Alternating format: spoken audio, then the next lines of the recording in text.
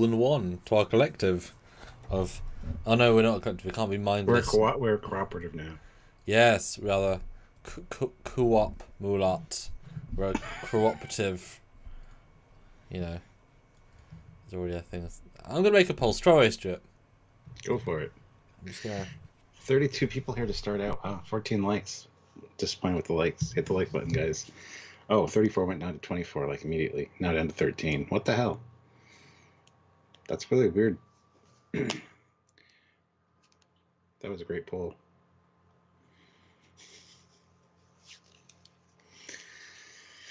All I know is I spied a vertical warp core in the Ready Room episode released today. Ooh. Did you see the new Strange New Worlds intro? Yes. Not 100% sure it's the complete intro, but yes. Yes, I did.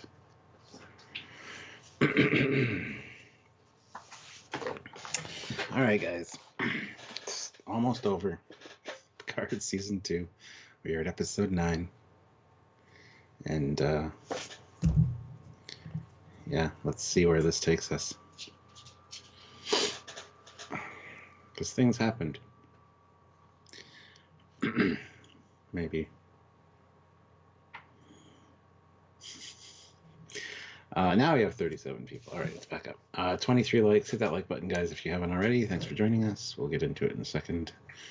Let's see. Samuel's done making this poll. Everybody stare at Samuel while he makes the poll. Well, it's done, so it's fine. There you go. Oh, well, good to see you, Stark. We'll be here, even if you can't make it. You know, unless something big happens, we'll probably be here the next time. You know, the next week, and we'll always be there. Mm. Did you like the final reveal story for the Picard family? Yes, I liked it. It worked. No, I didn't like it. It didn't work. Or it was okay. Blah. Storytelling. Interested to see what you guys put. Go vote on the poll. And there's so many of these things, I have no idea I'm going to score it. I don't either. We're going to debate, we're going to discuss. I have no idea. It's, like I said to you, because this was a really, really, really interesting one where we reviewed this yesterday. Was it yesterday? Yes. And I said to you, you know, when you asked me what do I think, and my first reaction to you before, like, because we always like, we're sort of checking each other. We say, you know, what are we each going to think? We don't know. We both kind of like have blank expressions until we have to start talking. So we kind of, the thing we do. And I said to you, I have lots of complicated mixed emotions about this. That was my initial summary. I still have complicated mixed emotions about this episode. Yeah. Is that good? I don't know. The fact that I have emotions. Better than the last episode. But is my emotions mix being good? Yeah. I don't know. It's confusing. Dan Ben says they changed the mother. She didn't live to be old like we saw in TNG. Dan, you apparently didn't pay attention. There's a line of dialogue from Picard saying, I often imagined her being old and having tea with me and asking for a chat. Well, they did change it. They retconned it. So they did change it to TNG. Yeah, he was right. They did. But they didn't get it wrong. But. Yeah. Anyway, IMEC throws in $10. Great way to start out. Boom. Thank you so much. Not great when the best part of an episode is a model of the NX refit. It was made by Eagle Moss. Is that what people are talking about more? Yeah, there's a lot of chatter about that. Good thing we made a video about it. It'll be out soon. A similar thing happened with the recent Doctor Who episode. I didn't watch it live because I didn't know it was even on. I didn't keep track. And there was lots of talk about the old companions coming back and nothing about the episode itself. Yeah. Because there's nothing to say about the episode. So that showed you how much interest there is in certain pieces of modern media when one minute element of it is the thing that overloads everything else. And Sam, do you have a picture for Zango76? He said, is Picard an only child now? Well, I mean, you've never been asked that in your life, so I don't think... Stuart, there is no answer because they don't pay attention to canon, they don't care, they don't whatever. Oh wait, what's this giant picture just appeared on the screen? What is this? You know, I'm gonna solo you as well. This is your cross to bear, apparently. No, God. Take it away, Stuart. Okay, in episode 1 or 2, I can't remember which. I think it's episode 2. 3 maybe. I don't know. Anyway, the mom says, yeah, your dad can dig in the dirt and your brother can toil away at school. Robert's at school. It's not that difficult to figure out, guys. It's been covered. It's a line of dialogue. Stop playing with your phones and watch the damn show, so you don't miss the lines. And I'm back in the room. Hello, everybody. Thanks. I'm sure that picture will come up a few times during this live. Stuart, put it on standby. Did you know the Titan shuttles were designed by just... This will be that. I should just have that and this lined up, so when people ask you I can just flash Titan musicians. No, Titan musicians. Yeah, musician from Titan. That makes sense. 82 people here now. That's awesome. Hit that like button, guys. Let's get up to 50. Do you want to go share this while we... I do. I also really, really want to know what you guys think, because I'm seeing a sort of mixed messaging people online. I don't know what to think, honestly, as in what the consensus is or what the generality of people. So I really, really want you guys to have a conversation and have a... Yeah. See you in a minute. Yeah. All right, guys. Hit that like button if you haven't already, please. And don't forget, if you want to super chat, we'd really appreciate it. We do rely on those. And it's a good way to get your comment read on the air. We do read them all. So whatever you want to ask, whatever any theories you have, any thoughts you have, by all means, chip in and help us out and help yourself out and be part of the conversation. We really appreciate it. You can also send a PayPal to trekyards@hotmail.com. And just let us know in the regular chat that you've done that, and we'll check out your comment or question via the email from them. But hitting like is the best and easiest and freest way to help us out, so please do that as well. There's also a join button where you can subscribe to the channel on a monthly basis. It's not very much a month, and you can select yourself a rank and have like a nice shiny name with a nice green color and a badge beside it. The longer you're here, the more the battle badge will change. Plus you get emojis and stuff, which you can share in the chat. Other than that, guys, there's links down below. There's an Eaglemoss affiliate link. You can click that and head on over to Eaglemoss and throw in that NX01 refit that was in the episode. Throw that in your cart and use the discount code Trekyards10 at checkout to save yourself some money. Eaglemoss has some great ships. So other than that, I mean, you know the routine, guys. There's the TeePublic store and the Teespring store down there. Click those links if you want some Trekyards merchandise. It's cool stuff. Just saying.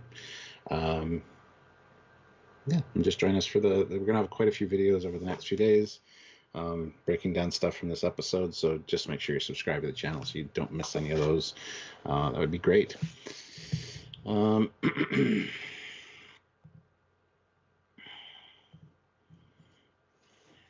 So yeah, I'll just wait for Samuel to get back after sharing, and we will get into it.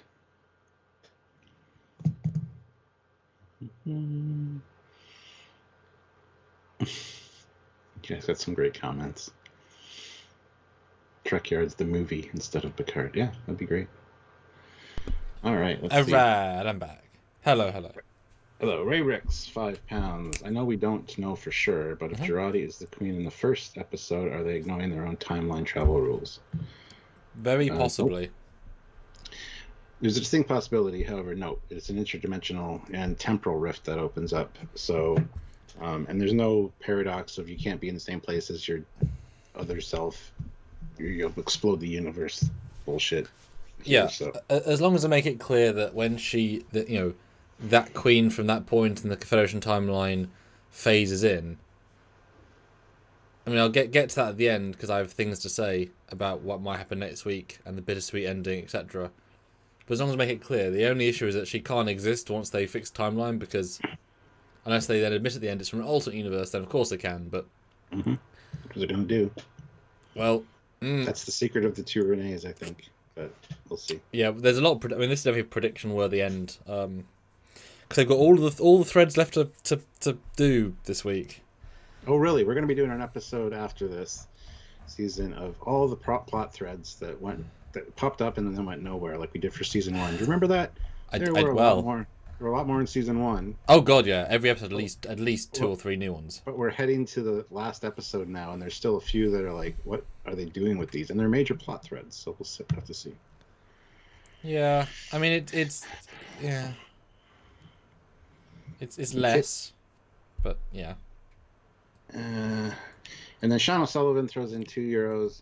Sam, how do you keep your role as young JL's secret.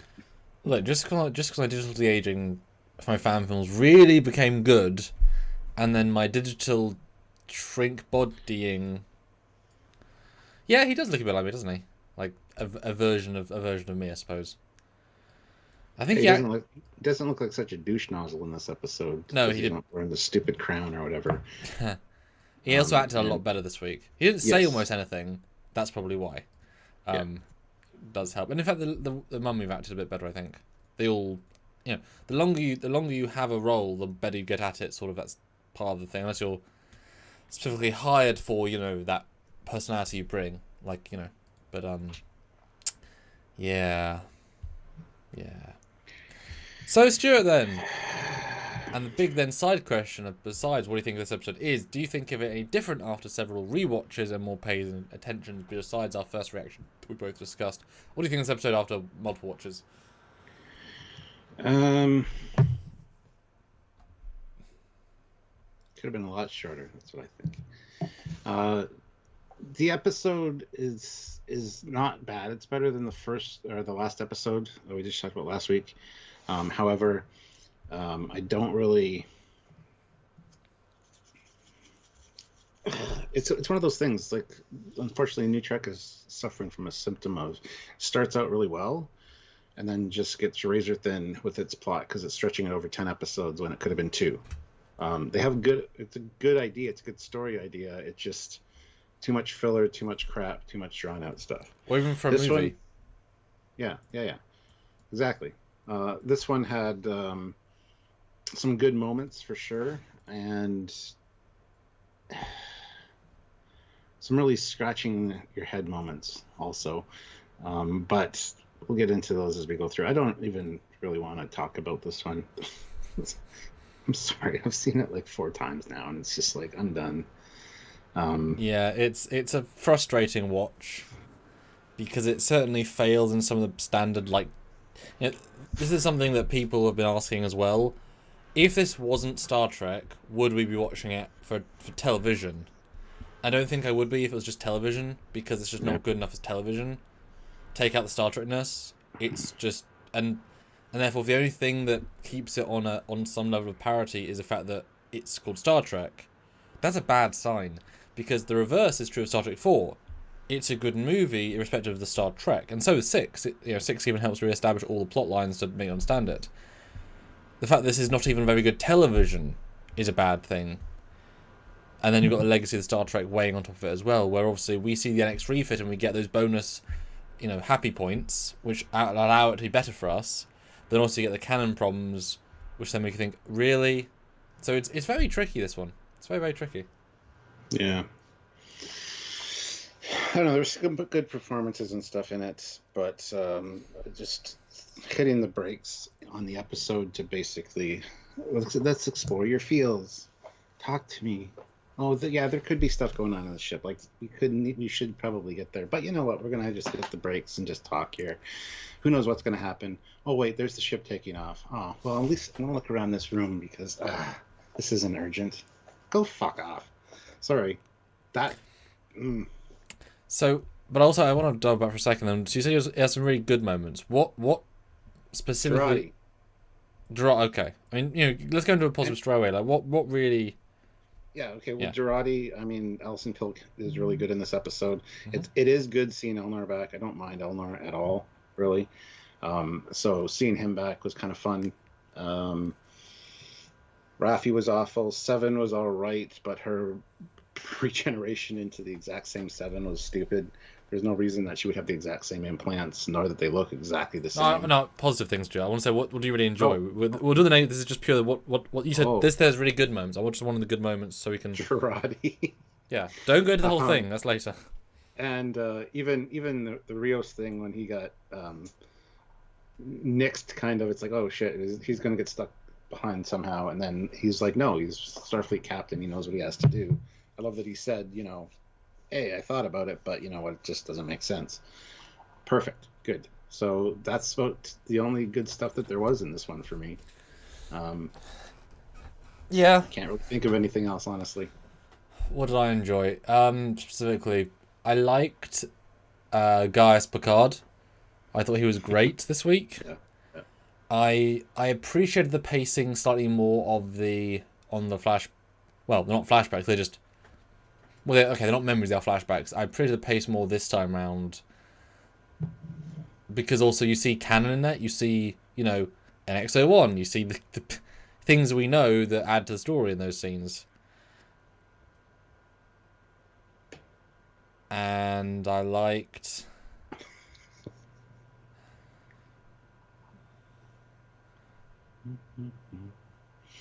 I like that we've got rid of the Lesserina. Does that count? Although we've no idea if it's called the Lesserina because it's a Confederation ship. Why would it be called Lesserina? We don't know. I don't know if they've been told specifically. They just call it Lesserina because they knew it as that. Just saying. Yeah. Kid 10K threw in two PayPals, one with $10 and one with $5. I'm not going to read your $5 comment, just because. Just talking about the spam bot, and yeah, this is not even worth reading this one, unfortunately, Kit. I'll send a screenshot to Samuel though, just so he can see what I'm talking about, and I'll let Samuel decide whether we should read that. Oh, one. Good. All the power. I get what you're saying, Kit, but it is what it is. There we go, Sam. Christian Montgomery, $5. Renee is like Schrodinger's cat. She's dead and alive at the same time. Doing that splits the timeline two ways, intersecting in episode 1, Borg Breach.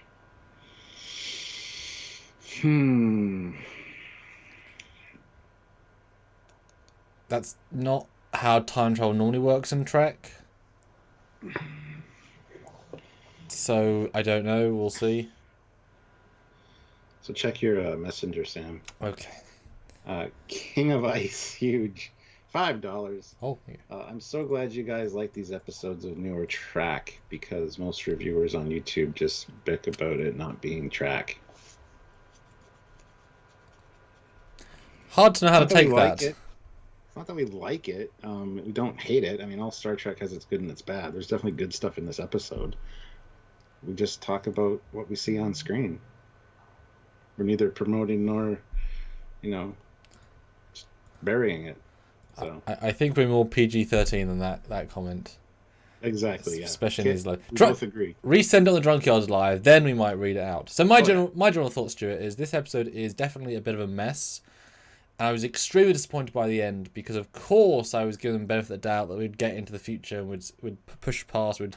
So to have one more episode in this timeline is a really, really obnoxious thing. And even with Terry coming back to write last episode, he must be coming back thinking, oh God, look at the mess I've got to do. The Borg are a non-threat.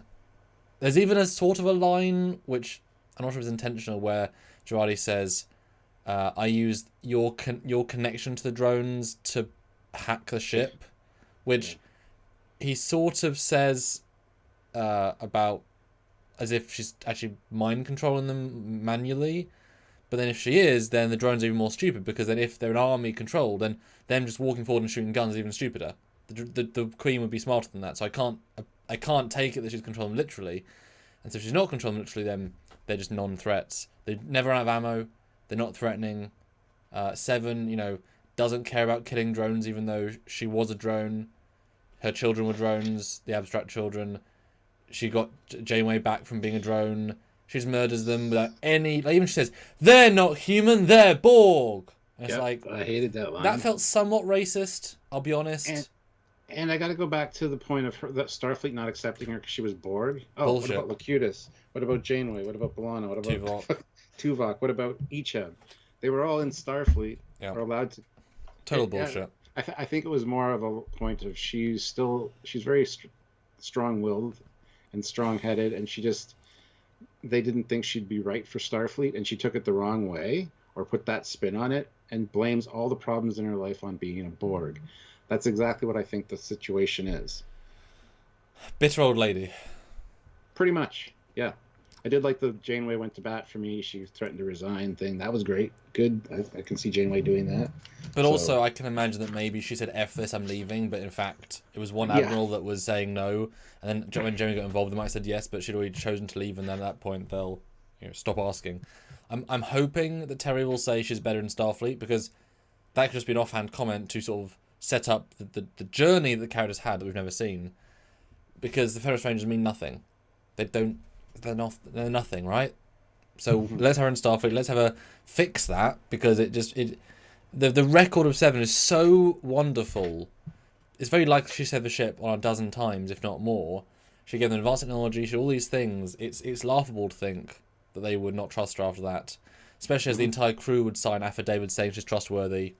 Chakotay, she's a great kisser. If that's important to admirals, just so everyone knows. It seemed like bad writing, and oh yeah, for sure. Absolutely. And also just a very random. We've somehow forgotten that we gave them a phaser. Let's have them talk about Voyager so you forget. Oh, that was so annoying, because they have phasers or weapons going down the hallway. Next scene, they're in the kitchen rummaging for knives and corkscrews. What happened? Is there a deleted scene? Did they lose the weapon somehow? Did it get damaged? We saw Talons get damaged. Yes. Because I'm assuming that when the person jumps and the gun goes flying, but even with lasers pointed at you, that's the most important thing you could possibly have right now. And butterflies as well. So you risk it and grab the gun. Yeah. Obviously. So then, it's just so unlike them. And Raffi's a commander in Starfleet with some of the highest training out there. And Seven was a former Borg, full training specialist. It's ludicrous, a lot of these scenes. And it felt very cheap as an episode. Very, very cheap. Very, very low dollar. I never get the sense that even though Raffi is a commander, that she has any goddamn Starfleet training. She just does not portray it at all. No. She'd probably, maybe her dad's an admiral and they got her the job. Maybe it was a pity promotion to be Picard's right hand. She really is a very, very, very bad officer. She makes everyone else on Voyager, or she makes what's that lady from TNG that spills drink on Picard? Treats her look like a professional. Gomez. Yeah, what is her name? Gomez, yeah. Chris Carlin, though, £5. Thank you. Hi, guys. Hi. The only reason I'm still watching this is because I love Patrick Stewart. What a depressing, boring show this has become. Yep. And on second watch, I think I liked it more, but that's only because I had low expectations, because I knew it wasn't going to be very good. Knowing they have massive... And also I felt that they wasted hours of time in the middle. Hours. Yes. This could have been a two-part. You put the money in, you invest in this, you have a big thing with the underground things, you have a big deal with it, the attack on the chateau, make it a two-parter, put the money in. And you get to deal with Picard's thing, to have all that rushed in one go. Because think about it, they finished off, in theory, the Teresa storyline, the Borg storyline, the Girati storyline, the Elnor storyline. So many storylines got finished off in a rushed episode, which is also boring. Why are these things not brought over more episodes? Why can't we have more things happen? Why is it... yes, the one storyline that's actually good is the Girati stuff, in terms of that was built up over time, but everything else is so rushed. You wasted so many hours. It's crazy. It's very strange writing. George Mangrum, $5. Thank you so much, sir. Thank you. La Serena Mermaid lures sailors to their death. Better name for a Confederation ship than a prime timeline one. Well, he named it because he's a dude. Yeah, he likes mermaids. Yeah, All right, let's just get into it. Yes. So we start off with another CG. Here we are. Because they're only on standing sets. They're only on sets, and this is the only thing that shows outside. And do you think everything of them was on green screen if they were seeing the outside like Brent? So I can't decide if it's actually a green screen or just a green screen, or just a sound stage with trees and a bit of green screen. I think they're all on green screen. I don't know. Because also black levels are artificial black levels. They're filmed like night to day, sort of. It's not real like black. Yeah. Don't know. Yes. But a lot of Borg drone thingies. Mercenaries beam in. And for some reason, even though Rios knows all of the future is at stake in the galaxy, he's like, let's not do something to save the La Serena, let's run. Because leaving the ship is the smart plan. Then he says we'll get weapons. Then the guards beam in, not murder them instantly, for no reason at all. They should just have shot them and killed them. I think the reason he said let's run, and he actually apologizes for including them in this. Yeah, bad idea bringing them to the ship, first of all. Second of all, I think he was just trying to maybe get them to safety. Sure. And he wasn't quite thinking right. But it just comes across as a bit stupid because everything depends on this. And honestly, I would really love it if everyone got murdered in this episode. I think they should have killed everybody except Talon and Picard, and I guess the baddies. Because then it shows that when they reset the timeline, they'll all be alive anyway, like Elnor. So it doesn't matter who dies. That would have been the episode to kill everybody. because then the Borg could be a threat. You know, kill Rios in the scene. Have it make sense. Murder the kid straight flat out, or assimilate them. That's even more harsh. You know, shoot them in the leg, assimilate them. Now you've got Rios as part of the villain fight for the rest of the episode. Build these stakes of a Borg queen who's assimilated thousands of races. This thing is a destroyer of worlds, and she can't take on a few people in France. S1 Noir. Okay, first point. How can they just beam into a crazy thunderstorm? That should be a problem. No, it's only problem is the magnetic interference or ion interference. It's special alien. Some kind of stuff. some kind of crazy space anomaly issue. A thunderstorm is not a problem to beam into ever. Wow. Ray Ricks, 2 pounds. Soong antagonist in finale is boring. Yes, he is. Yeah. Beyond the fan, it has to reset because that's the whole point of this time travel mechanic. They have to, otherwise they die in the present of their present. They explode, remember?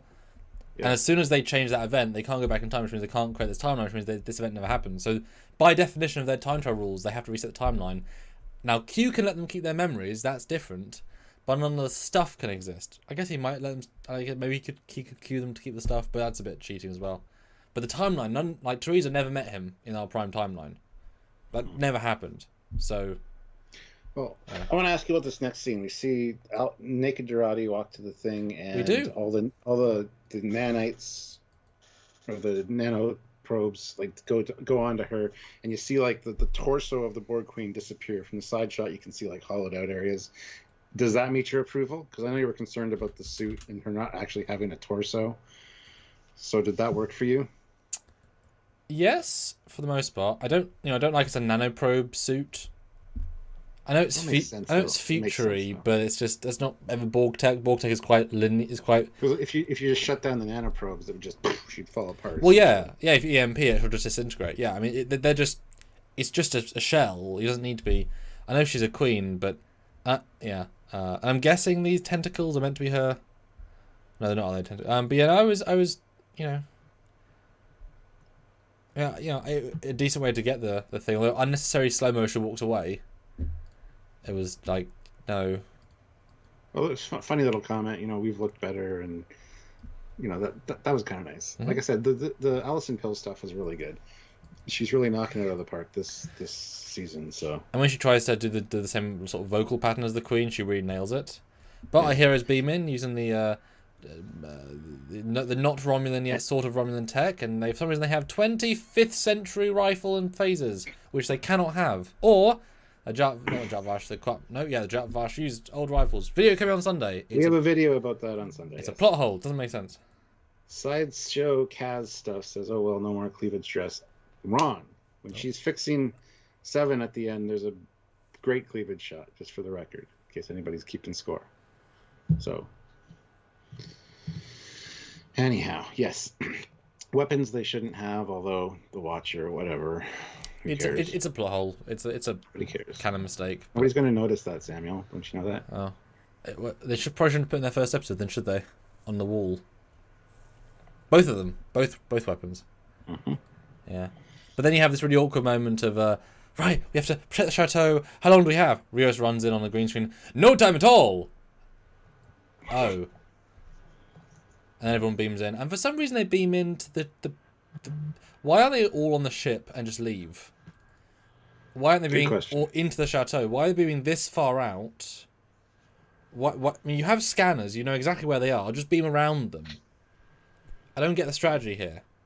I don't either. There is no strategy. That's the point. You've got about 60 Borg who can beam in at any point you want, who's being wirelessly controlled by a queen. They all have multiple weapons. This feels stupid and it ruins tension because there is no reason for this. Now, even though the Borg lasers are great way of having Borg green lasers, fantastic, but it's ridiculous and it's extremely poor writing.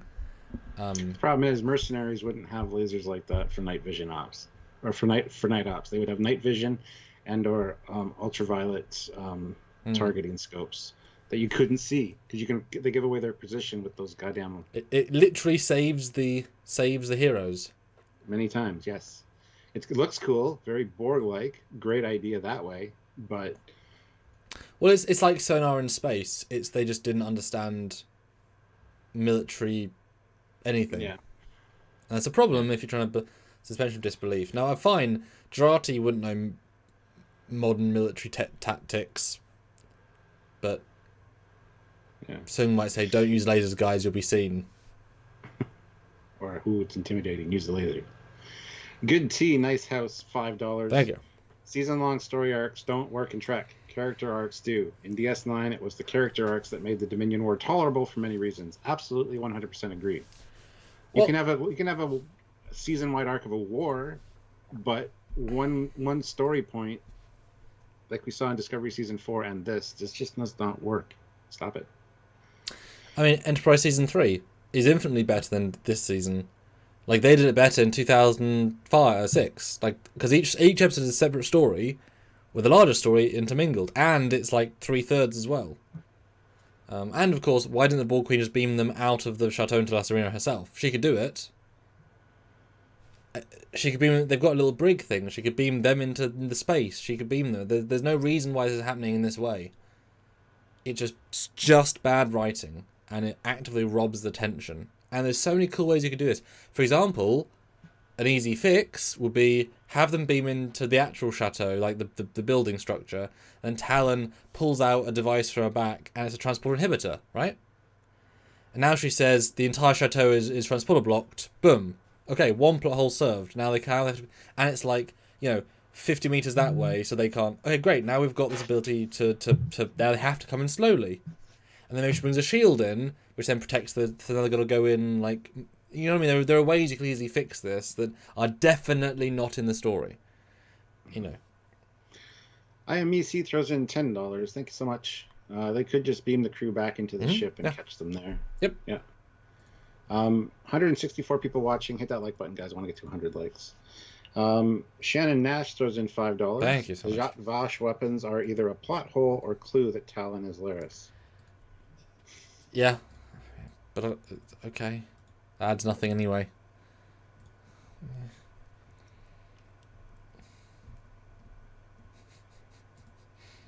Okay, one thing I want to address real quick. John Smith says, nope, sorry, but nothing in family would indicate that his mother's suicide would have occurred in that timeline.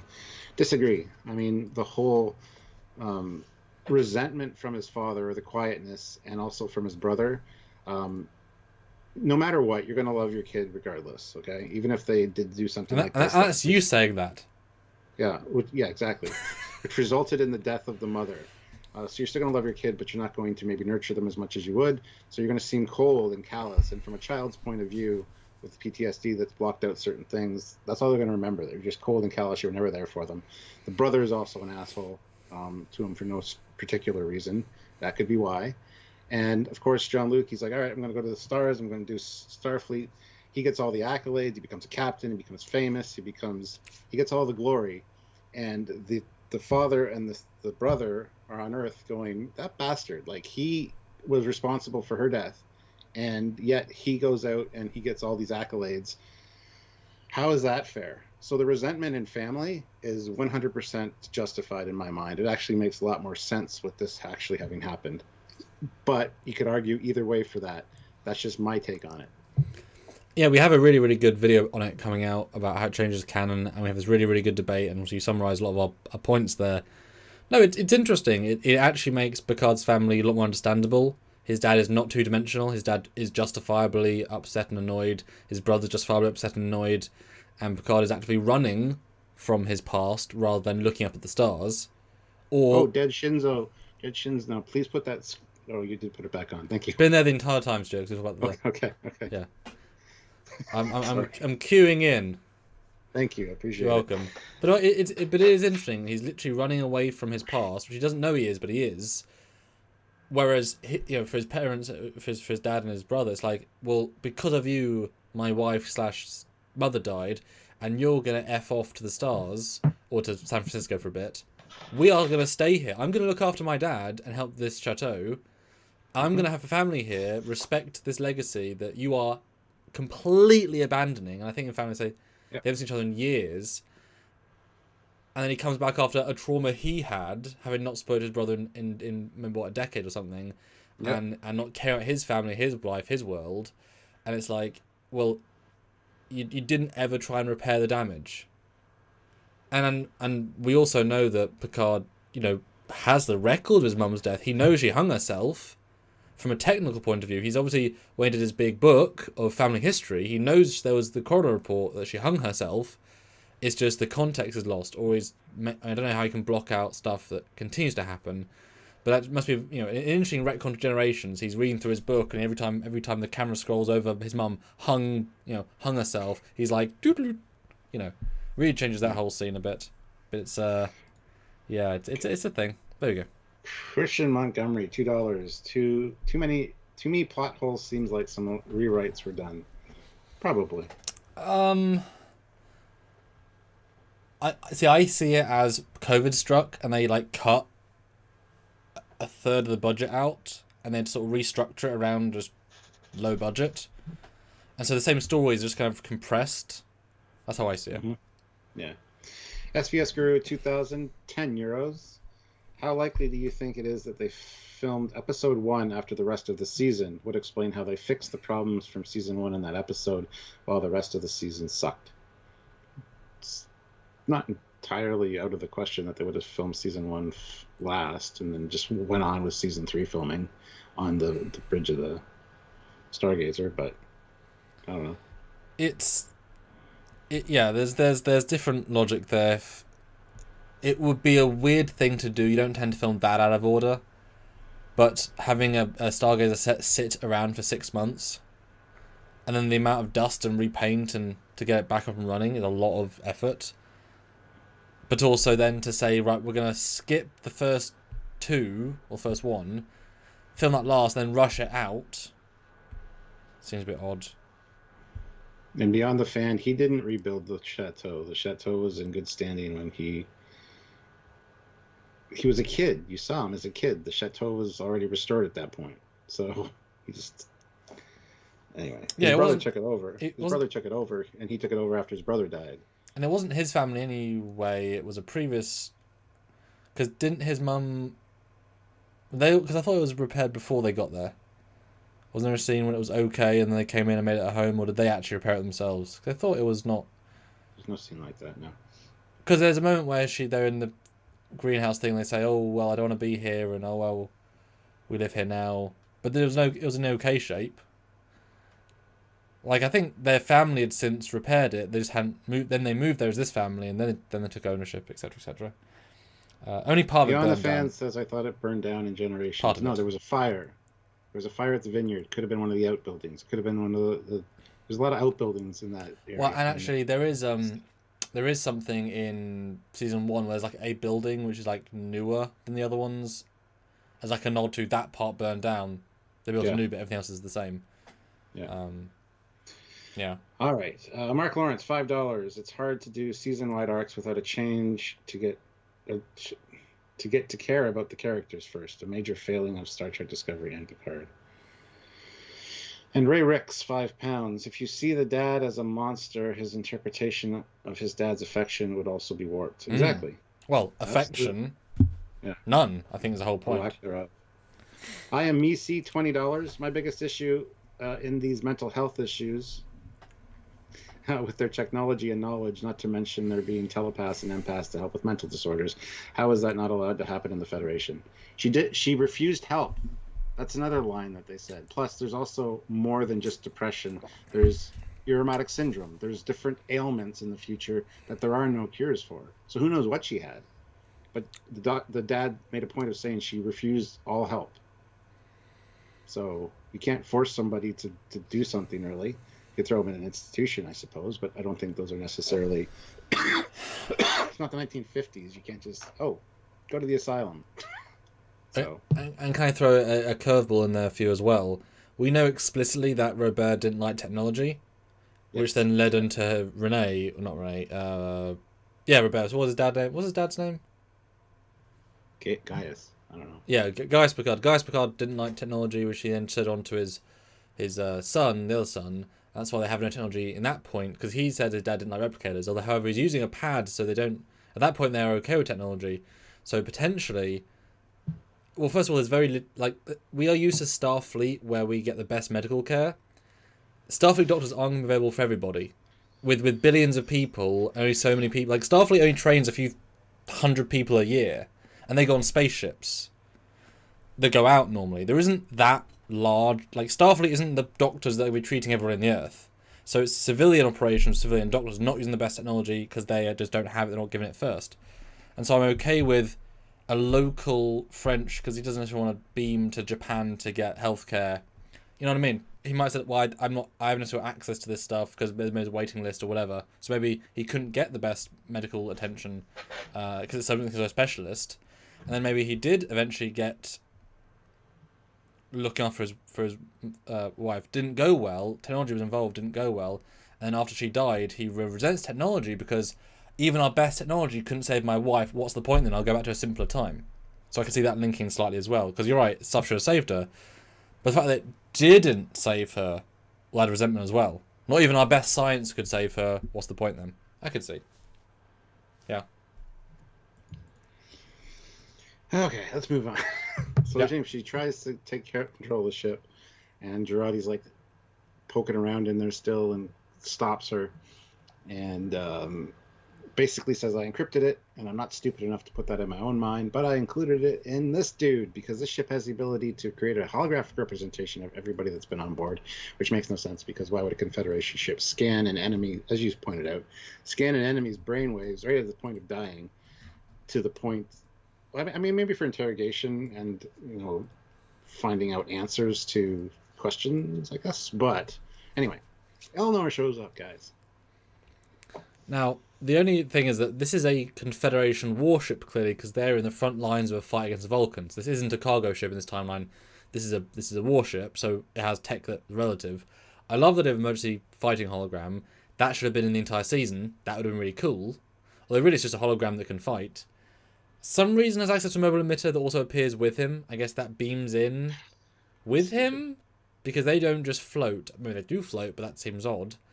And yeah, Elnor was on the ship for under 5 minutes. So the computer had to have scanned everybody, which means the computer also scanned the president's husband. And so wouldn't it be useful then to access the president's husband's mind in the computer and get information about the Confederation? Or the Borg Queen's mind also scanned, or Seven of Nine's mind. Why couldn't they have made holograms of Seven of Nine to help fix the ship, given they can clone the mind? And didn't have to die to do it. So that is god-level tech. Wirelessly scanning someone's brain and all the memories up until death, which is a constant signal. That is god-level technology to the point of insanity. And now you can have the entire crew's holograms now if the ship... well, and in fact, do you think the Borg Queen was asked to delete their memories from the database? If not, they have all of Picard's memories in this ship in 2024 with the Borg Queen, who could actually make holograms of all of them and then put their brains into, say, even an android body. So Borg Queen has access to all of their brains and all their knowledge. It would be fine if it was just face of Elnor and no memories. That would be great. But it's way too advanced. Like, this is even further than, like, 32nd century. I wouldn't even buy it. You know? I Am Misi says she would have been treated as a child. This kind of thing wouldn't happen in Utopia. Maybe it didn't develop in childhood. Maybe it developed in I adulthood. assumed way later, yeah. Exactly. Like, it's the future. Why can't they cure his aromatic syndrome? Because they didn't catch it soon enough. Yeah. Wow. Guess what? There's still limitations to medical tech in the future. Sarek's brain. I mean, the point of it is that everything we cure, we find anything we can't cure until we can cure it. There's loads of this. I mean, bloody Zimmerman was dying until EMH found a cure. I mean, illness exists still. Exactly. Especially as people are living to 150, 60, 70, and therefore these things continue. And now we're being exposed to the Trellian flu, the Boelian cough. Mutations are, these things are now evolving and iterating around our bodies. So now always more diseases will be found and created by our experiences in out there. So yeah. Tholian ball itch. It's a very hot rash. Yeah, and it gets a bit crusty as well. It gets a bit hard and crystally and terrible. Yeah, like the crystals on your dick. Yeah. Stephen W. Fathry puts in $5. The part of the house we see in Family is CGI'd into the 2020s chateau, but is gone in the future shots of the chateau. It must be the part that burned. Boom, baby. Boom. There you go. But yeah, so it's a very illogical using, but a great simple idea, just poorly executed. And It's then nice seeing Elnor back. I gotta say, I did like Yes. his appearance in this episode. well, I found it funny that I noticed the second time.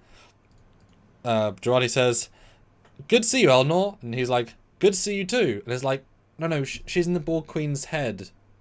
Yeah. Well, the Borg Queen would have turned and said, "Good to see you, Elnor." That was my Good to see you assumption. too." That was my Exactly, assumption. yes. But how would Elnor know that was the Girati speaking versus the Borg Queen speaking? Just a slight inflection in tone. But you know what I mean? She programmed him, so I don't have an issue with it. Yeah, it's a very metaphorical thing. Yeah. I love how the guy beside him is just standing there until she says, "Do your thing," and then he attacks. Just shoot him. Just murder him. Well, I mean, you can't murder Elnor, but yeah. And boy, Elnor, killer of killers. All the violence in this episode, just flat out shoot him in the head. Elnor, man, he's literally the agent of death. All he's had to do is this just kill people. That's all he does. That man just murders. Every other scene, pretty much, either murders or is murdered. Yeah. And then, speaking of murder, after that scene, it turns into Raffi saying, "She brought an army." And Seven's right away like, "No, those aren't people out there. They're Borg." Bitch, you're a Borg. It's like Ensign Lynch. Poor fucking Ensign Lynch. You know, you were a Borg once too, Picard, but you can't save him. Put the phaser on stun! Yeah. It's why would Talon give him set to kill by default? Why is that the default? I know her weapons tend to disintegrate, but it's and also the way I love that her Gatling phaser, by the way. look lazy CG to me, but that's just me. I also don't like how these are clearly like just cheap cutaways. It's clearly daytime and they're clearly just shooting these little boxes, and it's like, yeah, we have no money to spend, so we're just gonna shoot them against boxes. Yeah. And why are they firing a flashbang? They're here to murder them. If they use a real grenade here, they'd have killed them. Like you clearly have grenades. Your Borg drones throw multiple real grenades. Why is this happening? Why? So we can get a flash of light that leads into a flashback that nobody gives a shit about. Well, I liked it. No, I liked it. I liked seeing we saw the family unit together for the first time, not through History. the lens of anything. It's just real history. And what they needed here, as good writers, was another reference to Robert at school. Yep. So that people would shut up about they forgot about his son or his brother. They needed some line here where the family's a unit. They're talking. They're just hanging out. You know. They needed another line of dialogue here. What's the push dialogue? that point home? What's the word that he calls? Curmudgeon. So it should have been, "Oh, look at what you're teaching him." Robert says, "I'm delightful." Yes, Robert would say that, Yes. wouldn't he? Exactly. We took this morning via holophone. 100%. We had a lovely talk about all things. It started going well, good for Robert. And John was like, "Mummy, can we play a game?" Yeah. Ignore Robert. We don't like him. He'll burn one day. What? Nothing. Like, yeah, it's so easy, and it is shocking they just ignored him as a character because he is so essential to the story in concept. Yeah. Ozzy Medeiros throws in $2 and Thank says, you. "Awesome haircut, Super Captain Foley." Thank you. Oh. I got a haircut today. Nice. Corner of the Moon, $5. Please tell me Strange New Worlds have writers who've had no involvement in Picard. Moving on to the next super chat. General Grievous, $2. Welcome to Resident Evil Manchurian Candidate Borg. Yes. Anyway, it was nice seeing the family unit together. Having James Callis back was awesome, and some normalcy. I love how everyone says to her, "You've been doing much better. You know, you're more present, which is good." Yeah, this scene's really important, actually. And I wish we had a few more of this. Just Yes, I do too. in a different episode. Don't have these scenes during a thematic Borg shootout. It's like in First Contact, if you cut from Data being tortured to, like, Picard and Lily, like, making out in a romance scene. It's a bit weird. Sideshow Kaz stuff, and why is only one of the kids going to school? Because the other one's probably in college or high school at a different curriculum. Why is this so difficult to understand? Well, Robert's a good amount older. Yeah. So Picard is not, John Luke is not at that age yet. I mean, he should be in school, but it might be a Saturday. Yeah. I'm assuming it's a Saturday. Yeah. But it definitely makes well, but it's a failure of them to it's like with the time travel stuff. It's a failure of their storytelling that people have to say that. That's a failure. Versus the mum flashback, they explain in a right way, and so therefore it lets, as in for the TNG thing. So that's successfully explained, and this is poorly explained. But I also like how it does make the dad seem so much better. He is caring. He takes the shit from both his fucking family, and he's still upbeat and nice. He's the hero of this tale in a sense. He's, I feel, if anything, it deepens him. And it'd be interesting to rewatch this thing from Tapestry and see if you can connect the dots more so. Yeah. Alright, back to a bad shootout.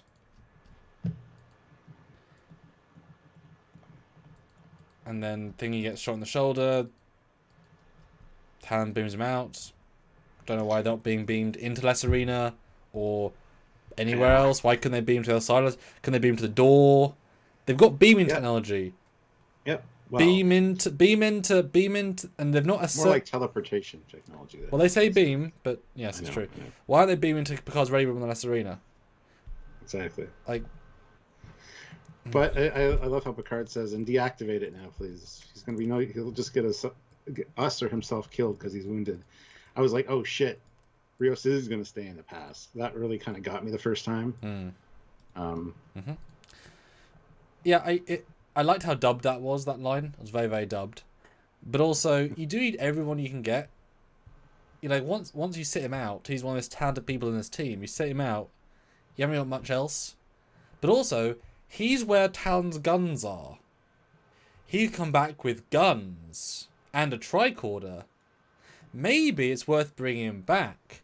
And Talon even says in the earlier scene, we didn't have time to bring more tech. This is shown she could have beamed back to her house, grabbed her tech, and beamed back in the same time the shootout's happening. Which I never thought of until right now. So it's their choice not to have any armaments that are worth anything. Ridiculous. To say the least. Mark Lawrence, $5. Those Borg that Seven beamed into the walls should have active nanoprobes in the parts that didn't get embedded in the walls. Yeah. Well, that's why when people say this can't be reset, there are Borg corpses in the walls of Chateau Picard and bullets in the house.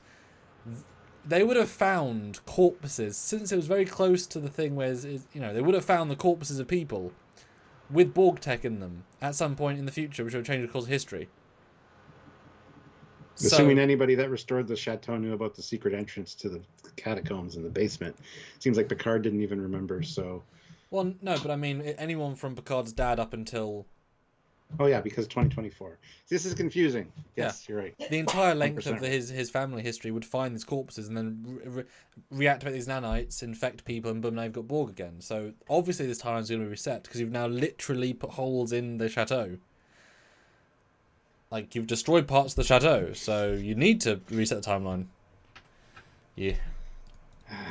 Anyway, they decide to split up. More chances of getting to the ship, I guess. Okay.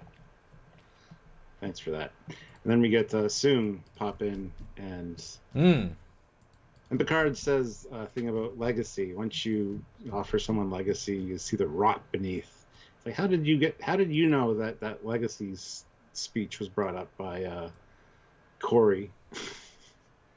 Because he read the script? Apparently, yeah. Yeah, and I'm pretty sure they're on green screen right here. Yeah, like that back left guy doesn't look like he's on the floor properly. The contact shadows aren't correct. And even Soong's looks like they're just two little circles around his legs. I mean, Matt Borman, what do you think? Is this a composite when you watched it? I'm pretty sure it's a composite. Well, it's different COVID protocols to film outside than inside the studio. It's just cheaper to do on green screen. But I don't mind this speech. At least he becomes sort of more three-dimensional here in a sense of like, I mean, I didn't want to fight. Just leave, guys, because I'm a scientist. But then he's like, nah, murder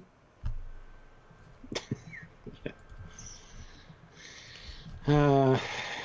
Yeah, so Picard says, so you're gonna take the ship with the help of the Borg Queen, and she's gonna destroy the Europa mission from orbit tomorrow. Not today. You're not gonna go destroy the launch site now. You're gonna wait till tomorrow. And remember, Stuart, he owns part of NASA now. He could phone up and say, "Could we?" He doesn't own it. He's his sponsor. So. But if he was to say, "I insist that we push the launch," it's very likely they might push it like a day. Because all they have to do is move it slightly, change it at all. Because the chance of her being where she's going to be and find the thing needs to be diverted. Slightly. They wouldn't do that. He's not a member of NASA. There's no reason for them to push the launch back a day. But he's a scientist. He could say there's some scientific thing that he's seen about the rocket's gone wrong. Like he's a very smart guy. There's launch windows for this kind of thing. He couldn't. Totally out of realms. Like Bill Gates calling up out of the blue saying, "Yeah, I want you to cancel that SpaceX launch." It's more like Elon Musk calling NASA. If Musk calls NASA and says, "I think your rocket might crash tomorrow," they'll probably say, "Maybe we'll pause for a day." But Soong is not in aerospace. He hasn't developed rockets and had a history of that. No, but he did design drones that have laser guard webbing, and he also saves the atmosphere in the future. So a geneticist saves the atmosphere. He clearly is multi-talented and invented drones. Speaking of, somebody suggested that Girati, when she goes to Io and finds that organism, that actually, when she brings it back, it helps to clean up the atmosphere of Earth. So there's no need for Soong. So that's what the organism is. Yeah, that's definitely implied. That's definitely, I remember that from, Captain Kurt, $10. Thank you. In the family scene, it looks like John Luke is playing with a model NX-01, and in the second family scene, a bit later, it looks like it has a secondary hull making the refit. Am I seeing things?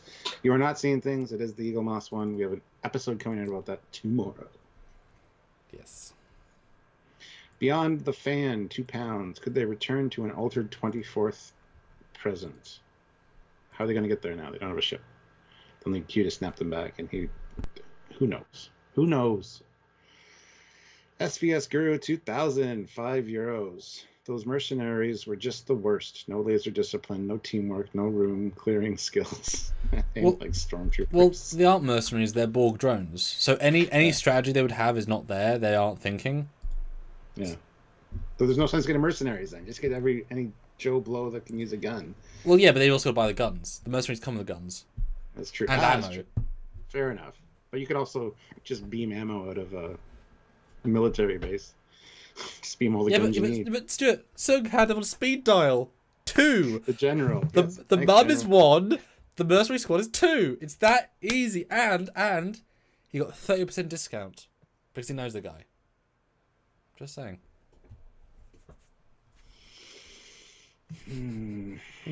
Anyway. This is fun. Stuart, this is more fun than the episode. Oh, for sure. And I don't really think that. This, I think, is more fun. Yeah. But the lasers, is their death knell. If they just stayed there, waited, and shot through the window, they would have killed them. Lasers are the death knell. Well, first of all, you got to remember that Picard says, "Oh yes, come and find us first," because he's going to go hide. That's why the episode's called Hide and Seek. Or Talon could beam them to La Serena. Or beam them to the catacombs. Or beam them to LA. Or beam them to Europa. Beam them behind the fucking mercenaries. Yep. Or, why can't Talon beam the mercenaries away? Clearly, she's able to beam other people that aren't her. Yeah, but I think the default would be they go to her place. And they don't want to beam a bunch of mercenaries into my house, personally. You think it's only house to somewhere? Yes. Yeah, okay. Which means you'd have to take Picard back to her place, and then he'd have to re-enter to go to wherever. Which is fine. Yeah, in fact, you can pick up the guns better. I think it's a safety thing. No, I agree. Defaults to take it back. You can probably override it, but they become site to site versus site to transporter emitter. Yeah. Then we got a shot of Seven with a gun. Keep that in mind. Yeah, and giving away their locations. And then a fight that's not particularly good, and then just flat out murder. Oh yeah, shoving a knife into somebody's head. Good job. There's no butterflies there. That guy could have retired in 10 years from being a mercenary and had a kid and changed his whole life, and his kid's kid went on to cure cancer, but oh no, we're just gonna murder him anyway. It's fine. Yeah, the idea they can't reset the timeline is obscene because the amount of people they've murdered here is a lot. Each of those people But they're have bad guys. ripples. They were. It's not. I mean, you don't do this. Like even in First Contact, they visually give you a sense that buildings get blown up, but people are outside the buildings. That's why you see so many people at the end of the thing. It's like, yes, no one really died. Maybe no one died. It was just the buildings with the tech. So it's like, yes, stuff got rebuilt, but the people, it wasn't butterflies of people. It was just butterflies of stuff, and they've reset the event. So yeah. So we have that fight scene. So even if the guns did get knocked from their hands, they're on the floor. You just took the person out. You stumble away, grab your guns. Well, and not just that. Grab his assault rifle and his pistol. Why are you throwing away very, very useful weapons? Like, literally, he's got weapons. And grenades, presumably. Why are you not even... Starfleet training, guys. Starfleet training. I love this next scene. Picard's standing there. He's talking. You can't go outside. Let's go down. It's like, okay, cool. And then he gets a laser beam on his head, and then Talon turns, shoots the guy, who fires at the same time, shoots her gun, so her gun's out of the question. That's explained. But Picard's just standing there still like, yeah. She's like, you better think fast before it leaks out of the hole that's going to be in your head.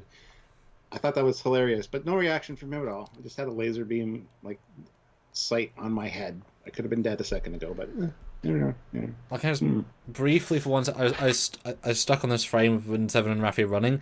The lasers are coming from above the ceiling. And they totally missed their path. It's like, we don't see you. Like, it's a corridor. There isn't a second floor to the corridor on both sides. Yeah. Like, it should be from outside or from behind them. There's not... Like, there's not a logic to that. And if they've already got up there, they're already in the chateau, which means... And they're never in... The point is they're not in the chateau yet. They're outside it. That's the whole thing. So... And yes, Picard is very ineffective here, to the point of he's zero effective. And if you watch the edit, the guy goes up, and then the bullets hit the gun. So the bullets that are hitting the ceiling redirect and hit a gun. Bad editing. Ricochet. Obviously, that's not what happened, but it's a bad edit for sure. Yeah. And then she still picks up the gun for the sake, and then drops it again.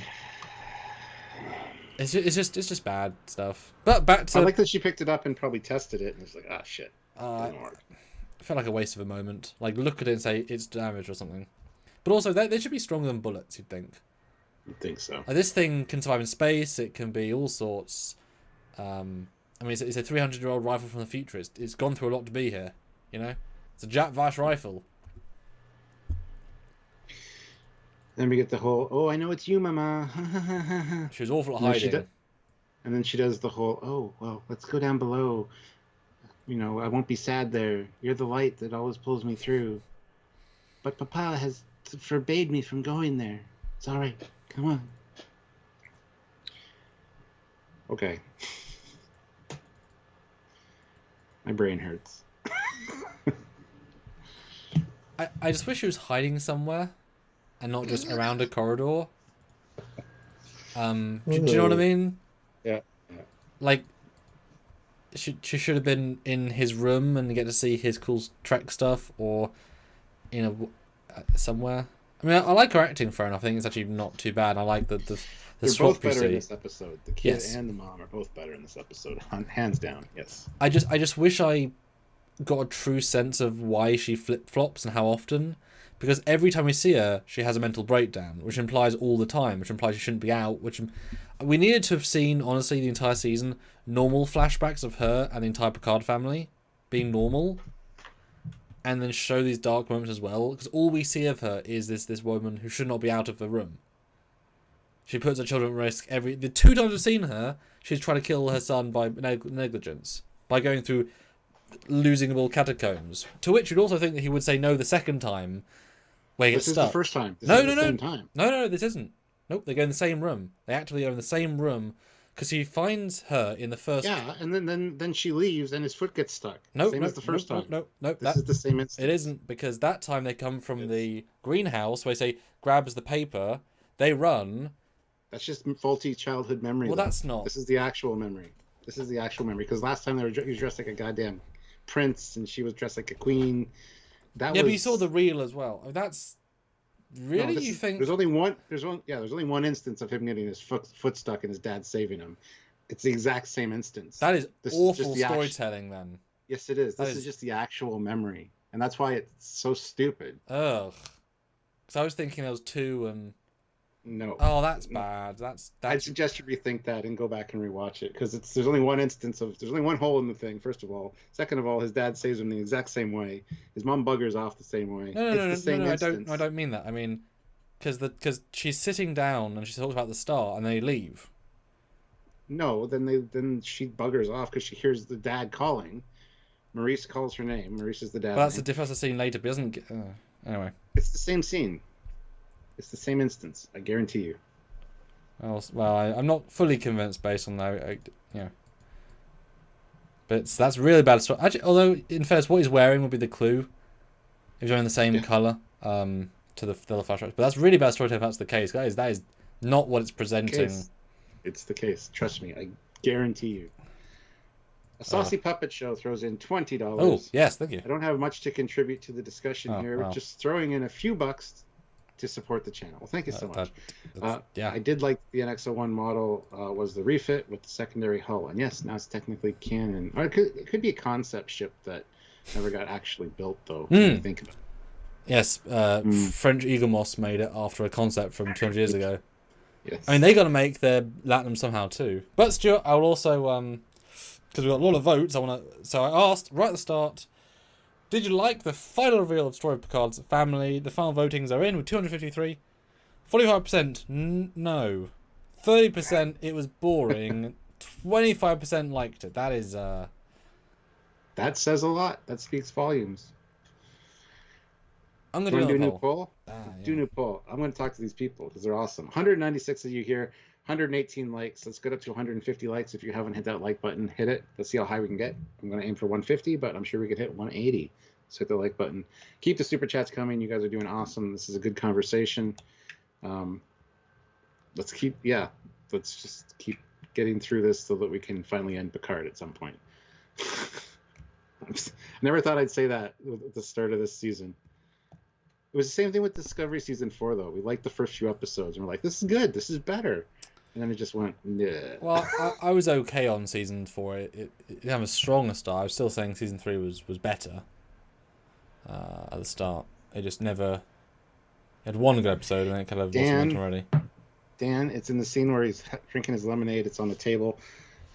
It's the NX refit and a Miranda class. And we do a video on it tomorrow. So watch it tomorrow, Dan. You'll see the scene. Also, in that same room, there's an Excelsior model with lit nacelles. There's all the models that were on his desk in the flashback where he was talking to him as a counselor. All of the Starship models, including K7, all that, are all on a shelf in the one corner of the room. It's only in one scene, but you can see the ships there if you look. And Django says, so Picard lives in this house, but can't remember how to get to the basement. It's not the basement, it's the secret underground catacombs designed in the French Resistance. Mm-hmm. It's not a place you're meant to go to. And he obviously didn't... I mean... He's blocked it out. Yeah, it's linked to his mum's death. I mean, he doesn't remember it. He's now only remembering now. And his dad also... I mean, presumably he remembers his dad saying that don't go down there. And then he's got this other block saying I really shouldn't go down there. So yeah, he never went down there, ever. I'm fine with that. That's fine. I mean, he also only ever lived at the house... when he was in his late 80s again, or late 90s. So he's not going to say, I'm going to go to the catacombs. Why? I'm bored. He's got a dog. He's chilling. Well, I love that his dad says, too, there's 1,000 ways to die down there. There's ammunition stored down there. So, yes, it could explode. It's old. Yeah, absolutely. If it hasn't been cleaned out, which apparently it hasn't been. So. And this is where we get a moment where we get Talon, who feels, again, so minimal this episode. Clearly not a particularly good officer for Gary Seven's agency, because the entire role of the officer is to be good at the... I mean, Gary Seven would be probably slightly better qualified at this job than... Not that she's up as high rank, clearly, but she feels very underwhelming. Like, she should have had a tricorder on her, which they had in the other set. Yeah. Why didn't she think to bring a tricorder with her? Seriously. Rushed, I guess. I don't know. But I love how she's asked, what happened here? Well, the French resistance... whatever, and then the Nazis took over, and she's like, that's great and all, but that's not what I'm asking. Yeah, this was in your mind when I was in your mind. What happened here? Boy, these screen caps are dark on this computer. Bloody hell, they're just really dark. Yep. Oh, and then they I guess outside the house, and the Borg still haven't found them yet, even though they have lesser inner sensors, which means they will know exactly where they are at any given time and could beam people to them, but don't find them for some reason. Don't know why. And we've lost our gun. I mean, we didn't bother taking the guy's 2 guns. We've got a corkscrew and a ice pick. But let's talk about Voyager for a second. That knife, the murder knife. But Voyager, the very not sensical thing. Yeah, you sound like a captain. Why didn't you become a captain? You think you would have asked this by now? You're in a fucking relationship. But I tried. You've read a record probably. Just saying. Yeah, I tried, and Starfleet said no because I'm a Borg. Well, a lot of examples rule that out, so there's something else going on. But I do like the Janeway line. Janeway went to bat for me. She offered to resign, or she threatened to resign, and you're just a hard head, unfortunately, Seven. That's why you didn't get in. It's not because you're ex-Borg at all. You've more than proven yourself with time served on Voyager. So, and I think you should have a leg up on some of the other people like Icheb that got, well, maybe not Icheb so much, but I don't know. It's just silly. Yeah, it's I did hear these writers haven't written anything before really in their credits. These are very inexperienced writers, and it really shows. And Rafi's like, well, maybe we get back. We're not going to get back. No, probably not. You're right. What, you're going to enroll her in Starfleet? She's got to start out as a cadet. I mean, yes, time serves. Technically, she could be bumped up to higher rank, but she's not going to get a captaincy unless she lives in the JJ verse. Then you get a captaincy right away. So what you're saying is Picard season 3 starts with Picard, and you got to give a commencement speech. Welcome, cadets. I want to introduce you to your first half-Borg cadet. 7, stand up. A mature student if I've ever seen one. So, I know more than all of you combined. Bitches, I'm older than all of you. I've saved you all. I will save the galaxy while you were in diapers, to quote someone else. But then, yeah, you get this. I just don't buy. Seven has had worse situations than this. It feels like. So just say, no, hold on, just to say, we're not gonna make it our way. No, we're not. That's not what she would say. Starfleet doesn't talk like that. Like the amount of times that Starfleet ships are gonna blow up in 5 seconds, and every officer is calmly at their station. That's how Starfleet is. Yep. And Raffi is meant to be Starfleet, apart from she really isn't. It's an unbelievable line, but that is normally the dialogue, just to understand how Starfleet officers react. And then, yes, how do they survive about 12 heavily armed mercenaries with Borg enhancements, enhanced strength, speed, focus? To it, you do see a long shot, and there's at least 5 actively shooting about 50 to 20 rounds a second at them. And, they slit somebody's throat with a knife. And Seven is not Borg modified, so she can only run as fast as a human can run. Yes. How did they survive this absolute onslaught of machine gun fire? Doesn't make any sense. Like I said, this is something out of a Vietnam movie. Imagine the rice fields and the whole bunch of American soldiers. You can see them there with the guns shooting. No, you'd be dead. I'm so sorry. They couldn't have got across this field. It actually plays like a comedy. It plays like it should have been a hard cut to, we're not going to make it, we're not going to make it. Raffi and Seven, hey, we made it. It's like a comedy edit of but they can't have made it. At least have them be shot. At the very least, have them have like an arm shot off. It's really a comical moment. It's don't make such a point of it if it's impossible and then make it 0 effort. It's really bad storytelling. It's like if I wrote in a fan film with a shuttle's fighting a scimitar, and we say shuttle's down to 4%. We're not gonna make it. Next scene. Whoo! All right, what's for dinner? And they fly by the scimitars in pieces, and it's like, no. It's not so good. Not so good. General Grievous, $2. Harry, Chakotay, Torres, Janeway, all assimilated. Exactly. They're still allowed to stay in Starfleet. A saucy puppet show, $5. A little too much stopping to chit chat and reminiscences by all parties during this sequence. Yes, 100% agree with you. Slam the brakes on the action to follow that memory. I know we got to get to the ship and stop it. Save the universe. Yeah. You know, if the Borg Queen gets off world, they don't have a second spaceship. They can't catch her. Like, that's exactly. More important than finding her memories. Do you really think Alice Krieg, you wouldn't stop Alice Krieg if she was the queen? Like, these queens are, you know, dangerous. Yeah. Matthew DeFritas, $5. This season has been so choppy that it took me till this episode to see this season is meant to be a tour of Picard's family history and not a Jean-Luc adventure. Yep. Oh, anyhow, whatever. Oh, what is next? I don't even want to know. Oh, yes, let's not use a gun or a rifle. Let's use a sword. I know you're familiar with a sword. Why is there a sword on a Confederation starship, by the way? But anyway. No viciousness. That's fine. I just didn't... ceremonial sword, maybe. Sure. I just didn't like how they're casually walking through the ship. There's only like 7 rooms in the ship, you know. It's a small ship, yep. And him hiding. Like, it's fine if he hologrammed in and out, but like, search every room. The fact that he can hide, he's a hologram. He also can make holographic guns that are lethal. He doesn't need real guns.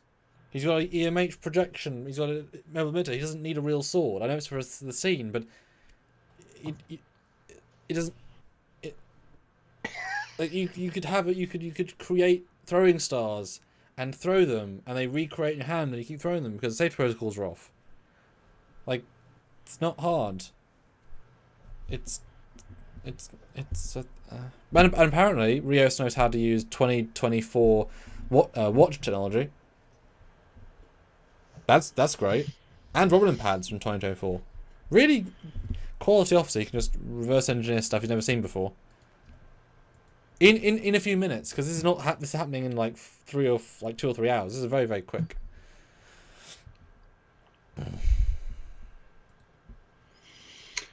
All right, Ray Ricks. Oh, sorry, not Ray Ricks. Hold on. Sesvias Guru 2000 puts in €10. Thank you.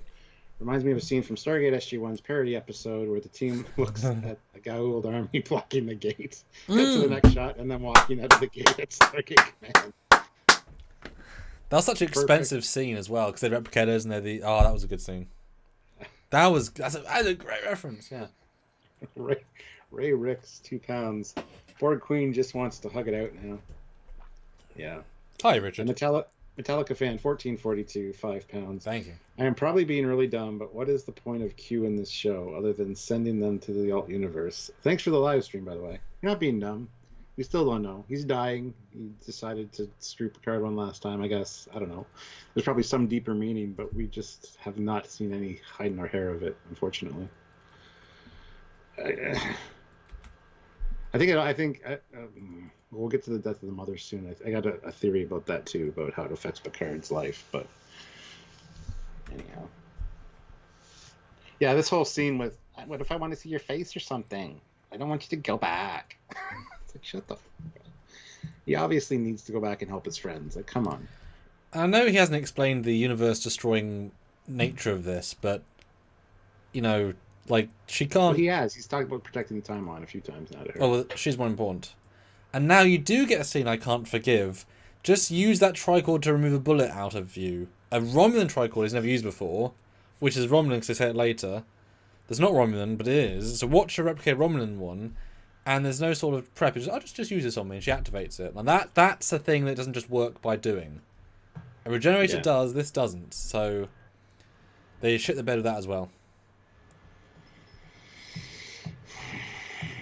Yep. And why introduce this prop now? See, sure, they can spend money on a tricorder prop that's used in one shot, but they can't for the rifles. Yep. So it's not as if they don't have money to make proper weapons or things. General Grievous, $5. Wait for a lame, cheesy final battle between Girati and the Queen in a mental landscape where Girati battles and wins control and brutally murders her. I think we're done with the Borg Queen at this point. She's kind of gone now, so We'll see her in she's not 400 going to be in years. the last episode. Yeah, we will. Well, we will, but in the future. Yeah. So I have a theory at the end. Although briefly, Carwin says, and this should have been the line. Please state the nature of the combat emergency. How was that not the line? Ooh, I like it. Because that's Yeah, obvious. it's time to play. Yeah, and then she should have said, that encrypted program I put in your head? It's time to play Keep Away. Yeah. Boom, perfect. That's because that was obviously the line you say. That would have made the joke even funnier. Yeah. Yeah, and no one's talking about as well, just as Bryce re-mentions mobile emitter. The fact that mobile emitter, and this is my worth doing a video on, Stuart, means they did also meet 29th century time cops from the Confederation timeline, which means there are now temporarily protected 29th century Confederation time agents, to it also accidentally gave their tech to the present, because the tech is so far advanced, it's not even remotely different. So, will they not want to change their timeline, sort of being changed by Q, which means we definitely got to reset the timeline, because now this is not the same universe. You can't just throw a mobile emitter in and not understand where it comes from. It's not a Voyager tech. It's a future tech that they didn't choose to take back for some reason. Anyway. This next scene where he finds the hidden bookshelf thing. I like that he didn't see that the fleur-de-lis was turned sideways first. He saw the slide marks in the dust. Like that. Good job there. But when he opens it, they missed the trick here. He should have turned around and said, "Open sesame," or "Open sesame." Humor. And then gone down. That would have been hilarious. That would have saved a lot of this episode, in my opinion. Stuart has a low bar. I do. He could have been funny because it hangs low. That's what happens. How low can we go? Because it's Captain Foley. See, I like the thing with the door. That's fine, but I also don't like the fact that they happen to walk down at a casual pace, random stairs to the random place with no reason to think they're there, and then happens to say this random bookcase for no reason. Look at this. There's no connective tissue between where he is and finding it. They need to have. They should have had. Yeah, they should have walked down the stairs and started to walk straight. And because they moved the bookcase and slid it back, something should have maybe just fell off because it was jarred loose.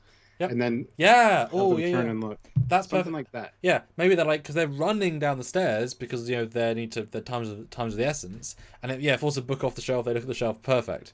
It's too convenient, and Brent sells it like I'm a conveniently good villain.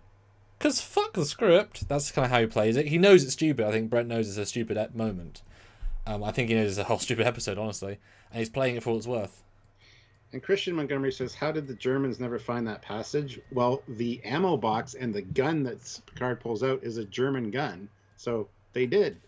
Well, no, you would steal German guns in Resistance because they're easiest to get hold of. That's true. That is true. Absolutely true. You're absolutely right. Yeah. So yes, maybe they didn't because it is well hidden. So, okay, I'll bow to that. But it is a German gun that they pull out. So kudos to them for that at least. But yes, they walk out into the spot where they have two conversations, I guess. One serious about sons, and another one where because they play two different scenes. One where he loses his foot and one where he doesn't. But this is where he's wearing normal clothes and it's a normal conversation. But they showed that in the last one as well, though. I like how the mom is like, if you remember anything about me, just remember all the love, and you can't judge me based on my dying light. Blah, blah, blah. I thought his son analogy is quite nice. Which I expected her to say "look up" again at this point. That just dies. No matter what you do, Jean, keep look up. It should, because they haven't drove that look up home for a while now, and it's kind of important in the context of that first episode where the Queen says "look up." Hmm. Well, not just that, but this does link directly to something I said was going to be important earlier. If you remember from the Monsters episode, we do see the first shot is a sun, and Picard hands him a sun as the safety tool. So that was I wish it was a bit more literal. We saw more of that. But then also I think you mentioned this in your maybe first reaction. I can't remember who mentioned it about how Q made a direct reference to I'm a sun that's dying and I was going to burn brighter. So is Picard's mum a Q? Was she a Q at one point? I mean, No. 2 episodes next to each other, there's 2 characters explicitly using sons dying metaphors for their existence. That's not a coincidence. That's a connection, a very literal connection. And since it wasn't to Picard, he mentioned it was to Guinan, and Guinan didn't. I don't think she actually mentioned the analogy explicitly. It's not a coincidence. There's some connection here. Sons are important. Sons are a thing. Oh, and Liam says one thing here. Why isn't the hole in the floor still there for when he got his foot stuck? Because this is 250 years before that. Because this is the past. That's why. Yeah. General Grievous, $2. Considering how she died, I wouldn't say look up. Oh, that's so true though. That's... Oh man, that's so true. I'm glad you guys all decided to come out today and hang out with us. We'll just hang together, all of us. Just rest your weary neck. And as I said on my live last night, exactly, yeah. Hallmark, every year they have a series of Christmas ornaments. They have ships, they have figures that hang from your Christmas tree. They got a built-in one this year. The Picard family legacy. I'd buy that one. Daniel Hall, member for 27 months at the rank of captain. So was McCoy wrong about the treatment of mental illness in TOS? Or the Picard family couldn't afford treatment for Mom? Daniel, for the last time. He had aromatic syndrome. They couldn't cure it because they caught it too late. Who knows what she had? It might not have been regular clinical depression. It could have been some kind of alien form of something. Who knows? There's a lot of untreated medical things in the future. Not everything is just magically waved away. A lot of issues in the future are diseases that they haven't been able to deal with. So I don't know why that's a sticky point for people. The fact that she didn't get care tells you how serious it was. It doesn't tell you that the healthcare is bad. And also, healthcare is not money. So he could get healthcare potentially. But also, he was just a guy. Like, Picards weren't famous at that point. I guess except Rene Picard, who was an astronaut, I suppose. But and it's also worth pointing out that it was said by the father, she refused treatment. She refused all help to treat her or to help her. Well, and if it's a psychological problem, she would need to talk to somebody like a psychologist. Yes. Like, you couldn't just scan her. If it's a purely like deep psychological, then she would need to actually be part of the process to solve it. You can't just tie her down and say, talk to a psychologist. It's not going to work. So, Walid Khan says, why would it be an alien mental disease? Because we've had aliens on Earth for like 300 years. Exactly. Why is this an issue for people? Like, you just want something to bitch about. Like, there was a Vulcan embassy in NX-01 era. But if a Vulcan gets a cold, gives it to a human, after there are going to be lots and lots of illnesses. Like, we give them illnesses that can translate.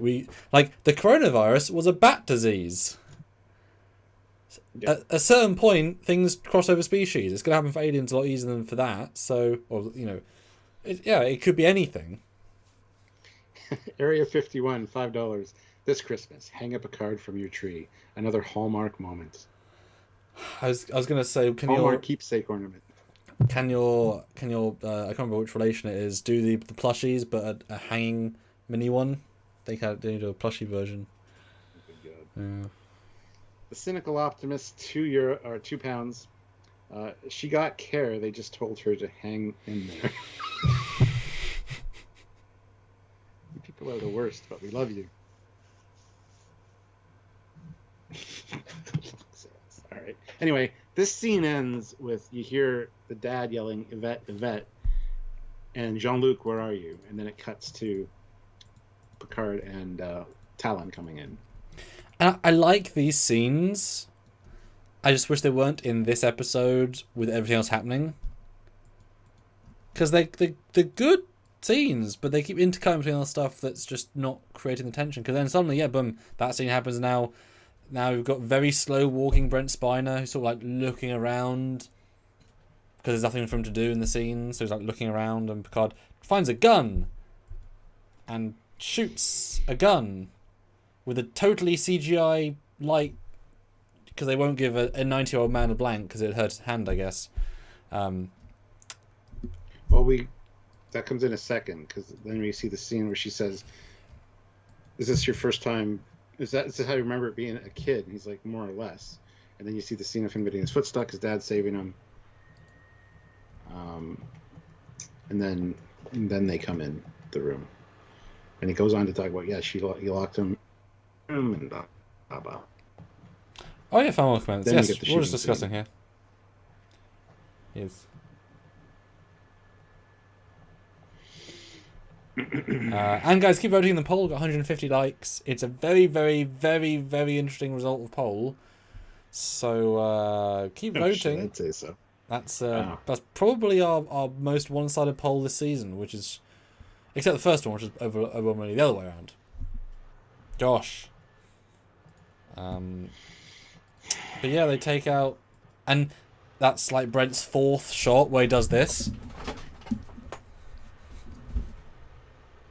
Like he walks into frame looking action. He does that like 4 times. Yeah. It's really obnoxious when you notice it. Like, that's all Brent's doing. Right, Brent? Now walk into frame again. Okay, great. Moving on to next take. It's like, okay. Oh, then more murder. Yeah, and why is the Borg Queen just walking around some boxes? This is a very small ship. Yep. And she has scanners. She has wireless access to the ship. No, she doesn't at this point. No, they've locked her out. But she also has EMP. Why can't she EMP the ship? Yeah, why can't she EMP the ship and disable Elnor? She's got EMP in her. We've used it before. EMP the mobile emitter. Wouldn't that be useful? We know it won't kill her because she can obviously do it without. Oh my god. Oh, and then they shoot a hologram. Yep. As if he's a person with CGI gun flares that light up it like CGI. It's very, very CGI. I get they're trying to hit the mobile emitter, but they don't know what a mobile emitter is. Probably. So it just feels stupid they're shooting a hologram. Because they could have had bullets go through him and it would have been kind of cool. Like, don't have him avoid them like it's nothing. Just yeah. I hate that he has a mobile emitter on. You would assume that the ship would have holographic emitters. Well, they do, but it lets him be more of a threat, I suppose. But it opens up too many cans of worms with finding future tech to be able to have a mobile emitter. And also, if he didn't have a mobile emitter, he could then appear and disappear at will. He's more dangerous. Would have been way better, yeah. Yeah, he could be like Nightcrawler. You know, actually makes him more vulnerable, because if he's limited to the mobile emitter, you damage it, he's dead. And some people say the mobile emitter is also a hologram. Well, why would it be on him then? And why does he? I'm not really Elnor. Look at it. That makes no sense. Like, let's just create this thing that we don't even know about in the Confederation timeline because Voyager never ran into. What the fuck? Confederations in. And if it did come from Starling or from ChronoWorks, then that means that the timeline wasn't changed, which means Time's Arrow would have happened. Let's be fair. And maybe that's why Wells is here. Maybe he is Duquesne and he knows his mobile emitter's here and he's trying to. Oh, that's the thing. Please describe the nature of the narrative emergency. I like that, Nikki. Well, I love these CGI doors that Elnor. They're actually really well lit, but they don't look very real. I like them. And then, hologram Elnor, who can't be killed, runs away from people, and then turns, and they walk out from a back room, even though the only entrance is at the front of the ship, via a ramp. How do they get on board? How are they? There isn't. The ship is very small. Like, there isn't corridors. There's the big empty space and then some rooms. I never considered that, but you're absolutely right. Like, there's nowhere for them to come from, and there's like, because they're dead. Hi guys. This is their ghost because they got killed in that field with all the guys shooting at them. They're not actually there. That'd be my guess. Like, I really thought they were going to be dead. I was really excited to see they were dead. It ups the stakes. And also, ice pick, no blood. So we shouldn't actually use the toothpick. Ice pick. Aye. Then we get a Raffi Elnor moment, which is it's kind not of nice. Elnor, so I know, but I have his memories from his dying. No, you don't. There was no anger. There was just love and pain and love. Mostly pain. It was 95% pain. And some confusion. Okay, it was 95% pain, 4% confusion, but 1% love. Some ships have a secret entrance. Well, what? No, they don't. What are you on about? A cargo ship turned warship from a Confederation timeline they've never worked on because they crashed instantly. What? What? What?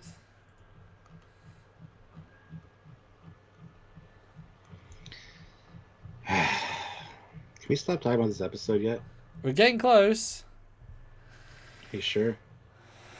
I don't know, maybe. So yeah, they come out of nowhere. Oh, fine, not dead. At least one of them should have been dead. You know? That'd have been great. Have Raffi be killed, or Seven be killed. Moving on. Oh, and then apparently they can't get through a door.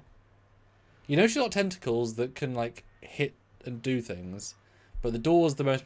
Why can't they come from the entrance that the other gals came from? Why can't they walk around? Are we done with this poll? Let's do a new poll. Okay, Stuart, read out results. I don't have a poll, just so you know. But okay, what did you actually think of this episode? Loved it, 6%. Liked it, 15%. Okay, 35%. And the winner didn't like it, 44%. Damn. That's really bad. With how many votes? 179. Oof. That's the worst one we've seen. That's worse than the one that was like 3 ago that no one liked. And let's not forget all of the dead Borg that would be left in the fields. I'll talk about that while you do a new poll if you really want. They still have Borg tech in them. At the end, they're just left there. And as far as the police know, the police were called there. They sent a guy who woke up in his car with no spleen. So, I mean, that's just going to become an urban legend at some point. The Picard estate is haunted. Don't go there.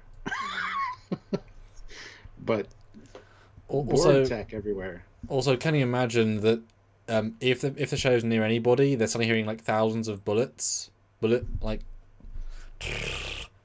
you know, it would have been great if the police had turned up and said there was a sound disturbance, you know, with thousands of bullets being heard. I know they're somewhat in the countryside, but anyway, Picard, this way, no, this way, we can't leave. We'll go deeper into the chateau, fine, whatever. Back to the Blessed Arena, and the Borg are not a threat because they managed to get back up to the top of the ship, even though there's no direct walkway that way, to then use the transporter, which they've unlocked, and the Queen has not got any, like, she doesn't try and access the computer instantly, and then the Borg come from the front of the ship, which means, wouldn't you stay with the transport the entire time just in case? And they don't shoot, despite having a clear line of sight. And Elnor uses a sword against bullets because he's going to stab the bullets. And then she beams them out, and it's easy. Dead Shinzo, $2. MCH, his last thought was to not soil himself. Yeah. Raffi, I shit my pants. Oh, and then we see some CGI people beam into a CGI thing. And what are the chances if they beam into the exact spot that Picard and Talon were? Because Seven would have known they were there because she would have scanned the area, and transporters do that. So she actually wants... I mean, if she wants to tell them... They got the handle on things, maybe. Yeah, sure. But a bit graphic. And also murder the people. And do they still have comm badges? Wouldn't it be a great time to call Picard, say, "Hey, Picard, we've got Les Arena back. We need to get here right now." And Picard's like, "No, Raffi, I need to find the past." "Okay, well, can you get Talon to beam herself here? We need more hands." "No, Raffi, she has to watch me do something in silence." "Oh. Okay." That's how it played out. And they are wearing Discovery armor. Anyway. It was so black we couldn't see. But luckily, the Queen comes from another side room without guards, because apparently she's separated from the guards for no reason. Well, that's Rios' room, apparently. If you remember. She came from a closed door, a small room that she was staying in. Luckily, she can't be beamed out, which I thought was a nice touch. And then we get a fight, I guess, with a hologram that can't feel pain, and yet he's like, "Ugh!" It's like, no, you're a hologram. You don't feel pain, so therefore, you're not going to react to anything she's doing to you in a way that hurts because it doesn't cause pain. And you can have more strength than her because you're a hologram with infinite strength if you want to have infinite strength. So this is a very odd fight. And yeah, the whole 3 against 1, that's not fair. And then, we got you dead to rights. Why don't they stun her instantly? I don't know. Yeah. I don't know. But she tries to stab the hologram, and she whips Raffi out of the way, and then she stabs 7 of 9. I'm like, oh yeah, here we go. 7 of 9 is going to get infected with Borg nanites. Nope. She just got stabbed. Yeah, those space tentacles that come out of nowhere, very useful. I want some. That'd be a great upgrade. And it's amazing how when our heroes have to be in pain, they become useless. Other times they can still like move mountains. But when they have to be just completely inactive, they will. And yeah, why isn't she assimilating them now? Like, you need people now for your army. Just go and... But she's got to talk. She's got to talk to them. Oh. She's the Bond. It's the Bond villain problem. But, she's got to explain her whole plan. But she can talk to them after she assimilates them, though. I know. Okay. Anyway, it's daylight now, and I get to the conservatory solarium. Oh, we got a super chat from Dead Shinzo, $2. Thank you. Hollow Reg Brain tickled 7 to knock her out. Hollow Reg. Oh, what? Clarify. And Shannon says, would Confederation phasers have a stun? Yes. How else would we take prisoners? To murder them later in more horrible ways. Yes, absolutely. They're not monsters, they're just, tutorial. Now, I was also wondering, why is Picard in this scene and Talon not at all reacting as if the universe is in danger right now and we need to get to the ship? Because in theory it's been like a couple of hours now and they just seem so disconnected from the save the universe and all of time plot. It seems very strange. Yeah. Then Brent walks in for some reason. He knows exactly which room. I don't know. And then the Borg Queen's crying, but it's really Girati that's crying, and the whole pheromone soup thing makes it so she can get more control because it's sad and grief. It's not, Jesus Christ. Yeah, the idea of endorphins or the idea of the emotions. But the thing is, this was already her body, and it was either the other creature wanted to take over. You would think it would not be the same. And you think the Borg Queen, because it's now a Borg body, you'd think the Borg Queen would just turn those things off with the nanoprobes. It's anyway. But yeah, I mean, Girardi's powerful enough to stun a Borg Queen. Her body, of all the people in history, no one else, maybe Picard a little bit, is able to just actively stop a Borg Queen, but Girati can. A Borg Queen. The powerhouse of the Borg. But anyway, cut back to Picard, now in the daylight, and Brent. Oh, yeah, you have no idea what future you're going to create. Oh, I'm told, don't get this. He says, thriving, prosperous. I'm told we're loved across the galaxy. Who is he referring to? Is he referring to himself in the third person? Oh, Earth. Okay, good. Yeah, that's perfect. And then it turns to, feared. Okay. But this is like a 2 episode ago discussion. Because they haven't talked really yet. This isn't a 15 minutes away from the final when Seven's dying, Borg Queen's about to win. And it also makes Picard seem very feeble because he's just like, I have no plan. Don't kill me, Sung. Like, it's very strange. Dead Shinzo throws in another $5. Thank you so much. Thank you so much. 50 character cap, hard, lol. We see holograms used so many ways to take out people. Hollow Reg was 7. Yeah. What that hologram that? Yeah. Torres, so many ways. Yeah. 100%. But then we get this Borg cubes blowing up. I don't. You can always say people are lying, but I don't believe for a second that the Borg Queen can see every universe and every point in every universe's future and see the collective is being destroyed. That's not a thing. That's really, really not a thing. All we've said is that she can sense timeline changes. That does not mean she can see into the future of every timeline where the Borg was destroyed. Do you know how successful the Borg have been? They've managed to assimilate billions of trillions of lives successfully for thousands of years. Is she joking, the Girati? This is a very not smart conversation, I think. And it certainly devalues the Borg because the Queen is a dumb bitch here, let's be honest. To be convinced in this way. Yeah, let's go for connection. Let's try to help people. Let's have them be part of something that they chose, so that they never made any enemies, so they could never fail. It's like, well, you'll always have enemies because people always hate people. Like aliens always have enemies. And what if you don't get your roster of people up every month after? Well, they offer a free pen with a 30-day membership. Oh right, yeah. And when you're there for 60 days, you get every family member you offer, you get another pen.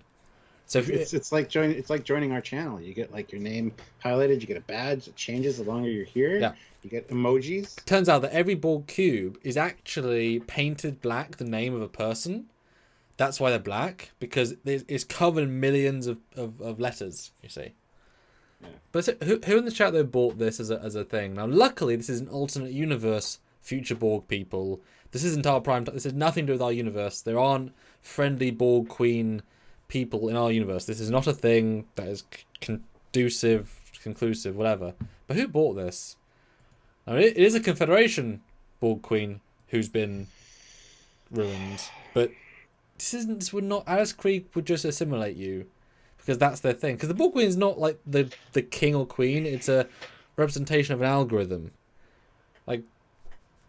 The need to assimilate for perfection is beyond the need of a single individual. That's the whole point. That's why there are multiple queens. Like, what are the other queens going to say? Like, there are several queens in the Delta Quadrant right now, presumably, saying, hello, they're like, we don't want to do this plan. You're corrupted. You're a broke. Because, yeah, she's a corrupted AI because Girati's put her own brain into her. You know. You get a free laser pointer with each assimilation. Okay. Omnitographer.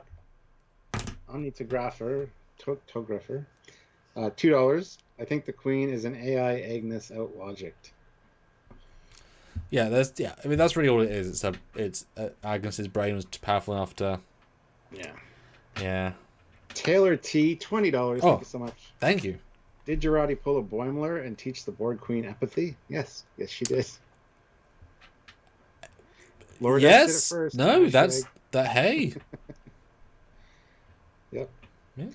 SPS Girati 2005 €. Thank you. I hate what they did to the Borg, from an interesting sci-fi idea to cybernetic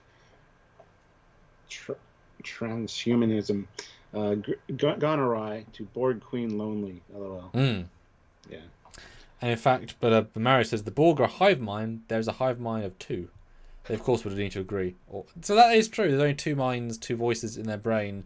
One's corrupt another. That is true. Like, what about all the soldiers that are out there? See, I was waiting for that. Why aren't you hearing all the voices? Yeah.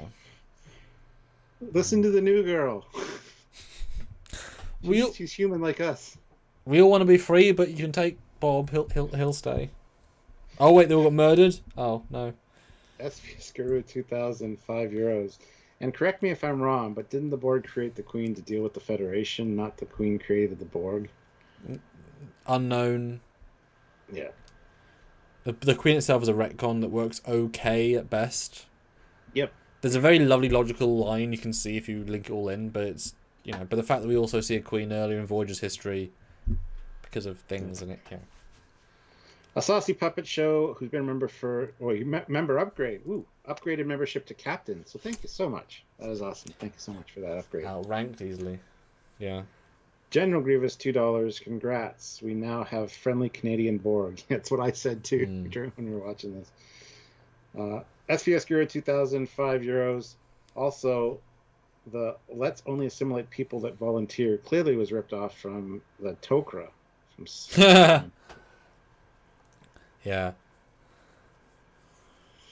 Although you would assume that just the very nature of the Borg, even with, if you remember, like Tuvok and Janeway, just the Borg corrupted their brain just by there being so many voices. So the more voices you have, the more corrupted you'll be anyway. So at a certain point, the Borg would have to then become their original self, because that's who they are innately.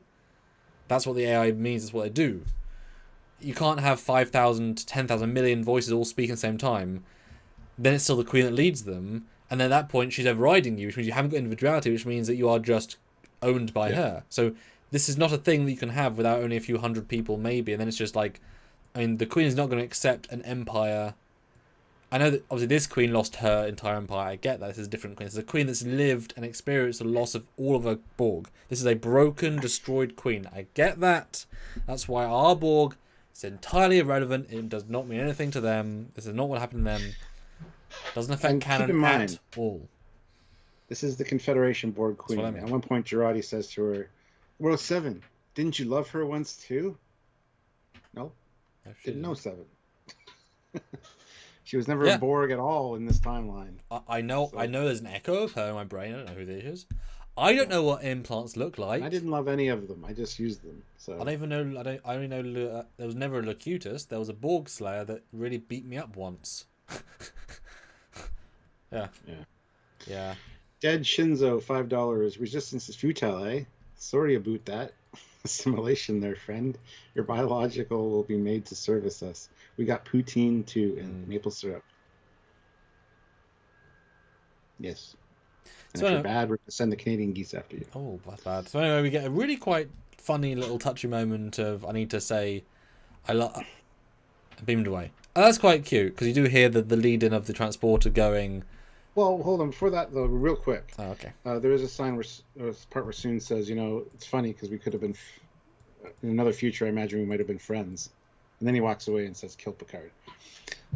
Kind of a callback to Balance of Terror a little bit, but it's the Data moment for sure. I didn't even get that. Yeah. But yes, this whole goodbye to Teresa thing, and he wants to say something to her at the end, but he leaves. Thank God. Thank God. And I love how he says, you know, I considered it, I thought about it, but yes, there are a lot of heroes in the future, but I'm here to protect the timeline. I can't stay. I love this speech from him. I'm glad we got it. I was so worried that he was going to decide to stay. But he probably will, though, because now he's lost his ship and is on his way home. That's where this end's going to... I'll get to there in the end. Because the only reason he's going is because he can solve the future. He now loses that. They're stuck. We'll get into that at the end, but this is actually... This is their out. The fact that he's saying, the only reason I can stay is because I need to go, his reason to go goes away at the end of this. We'll get there. I've got a thing. But it gets beamed away. Yes. General Grievous, $2. A queen who lost her empire. Borg or UK? LOL. Oh, wow. No, we've still got some places. Anyway, and then you got... But you don't have us. Next super chat. We got 2 super chats. Can't move on yet. Okay. Stephen W. Fathry, $5. I've always wanted to see the Borg become friends of the Federation and adapt into a source of good like the Organians once predicted about the Klingons. Really? I haven't wanted to see that, but there you go. Omnitographer. Okay. $5. In your opinions, is Agnes teaching the Borg love better or worse than having them all converted to energy by a Deus Ex Machina, like in the novels? I don't recall that from the novels. I don't know which novel you're speaking of. There's like 800 novels, so I don't know. Let's say both are bad. Speaking of, Picard's accepting death again. Like, the entire universe is at stake. He's like, oh, I guess I'll stand here and not do anything. Like, they're all going to die here. He's not even trying to do anything. And neither is Talon. Like, there's such a disconnect of this is Picard. It's a heroic Picard. And then Man comes in, disintegrates a guy. Wow, Talon is an aggressive woman. Her gun is default on disintegrate. Yeah.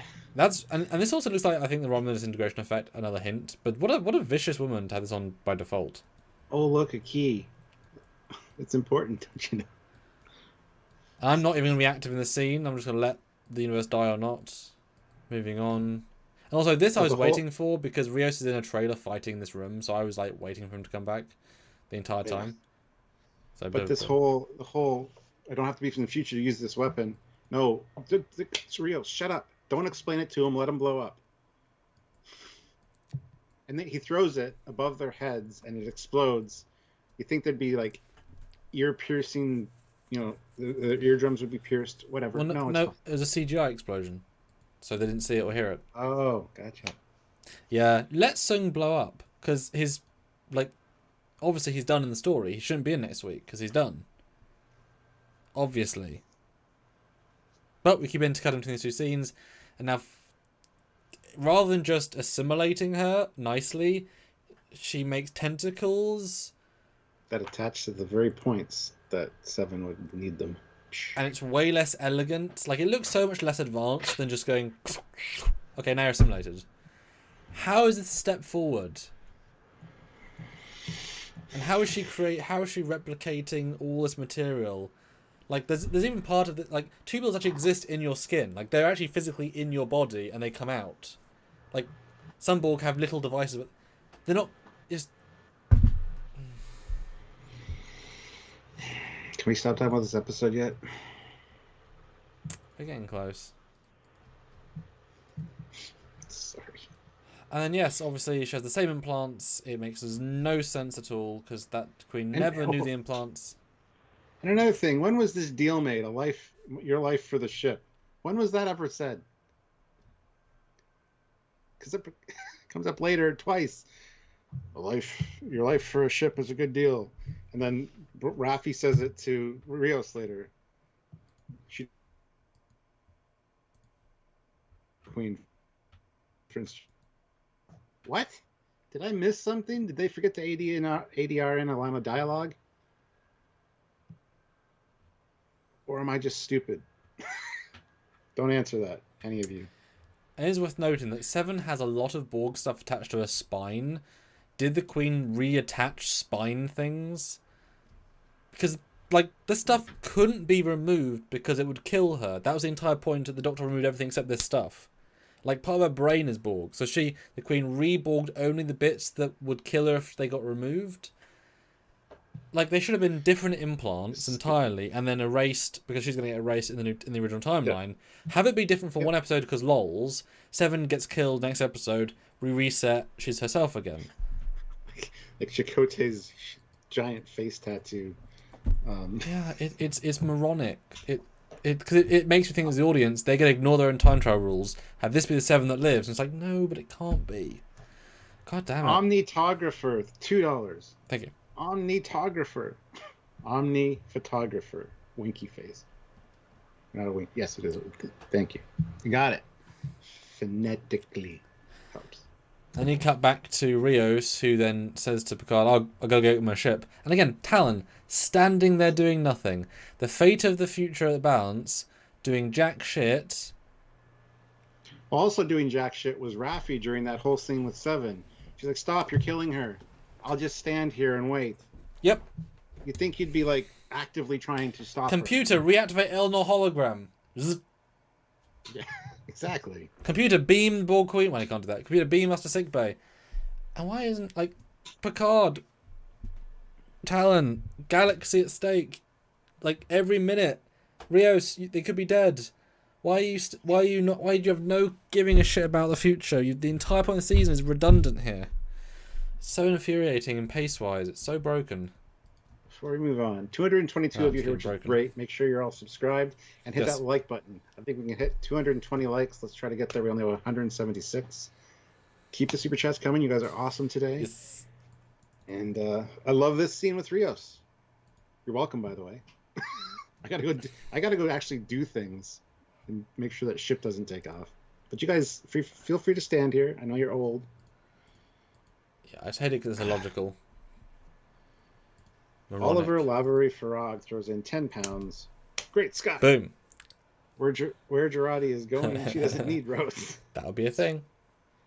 Dead Shinzo, $2. Part of her skull was Machine 2. Yep. Timeless Voyager. Yes, absolutely. Yep. So then you get... Now we've resolved the Borg storyline. We're now going to get the resolved Picard storyline where we get a backwards story. Because backwards equals a story that ends in happiness. Because that's how he wants to remember it. Which is okay. And yes, she hung herself. and it's genuinely quite sad. It's a very long sequence, and Patrick has a good performance, and they fix a canon issue of the TNG's. Well, it wasn't a canon issue, so he made it a canon issue. And for some reason, he hid the skeleton key next to her room in a rock. I guess he hid it there because it's fun. Don't know.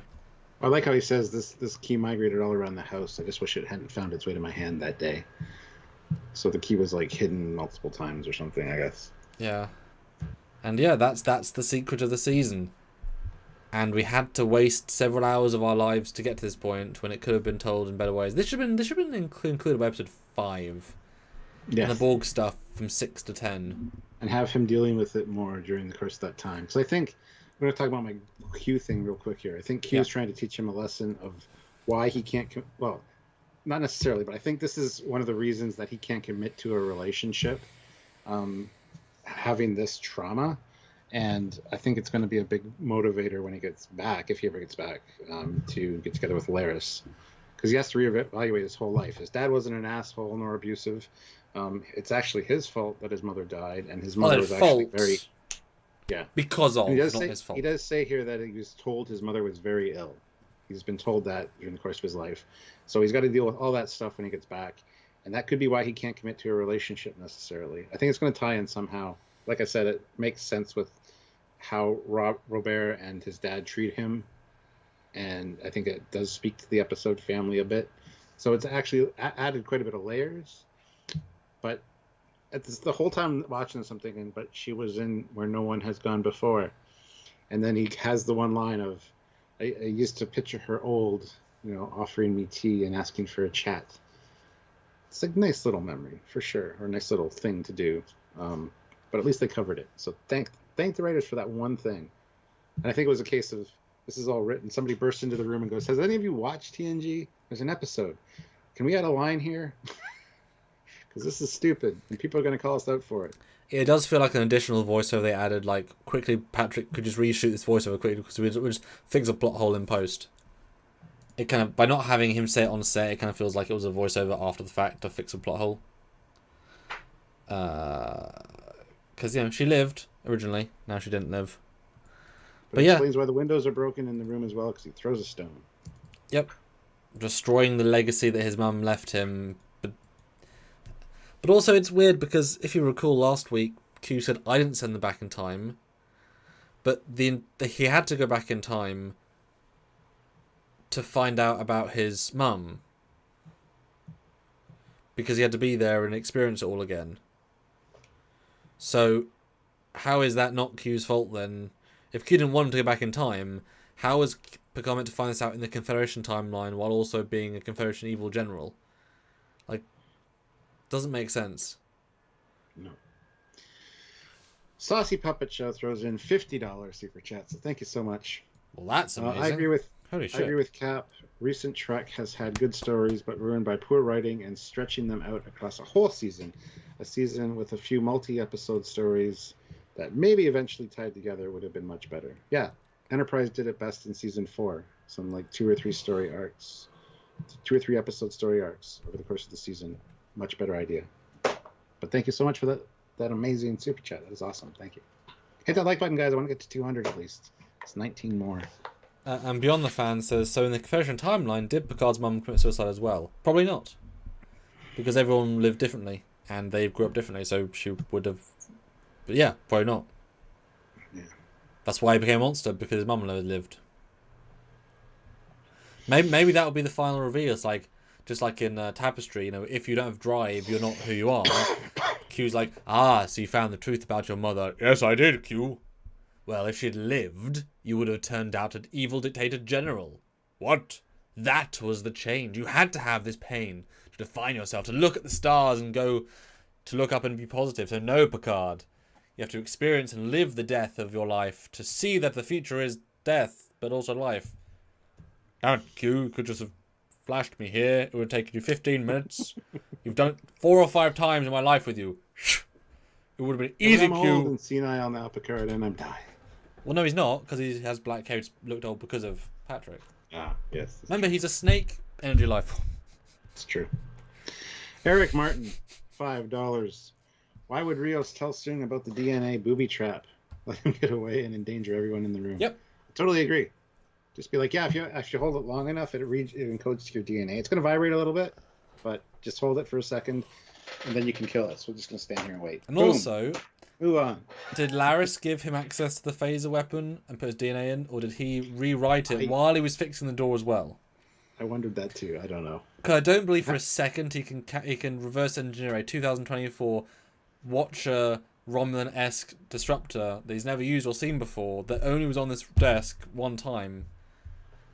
He wouldn't even know how to DNA lock.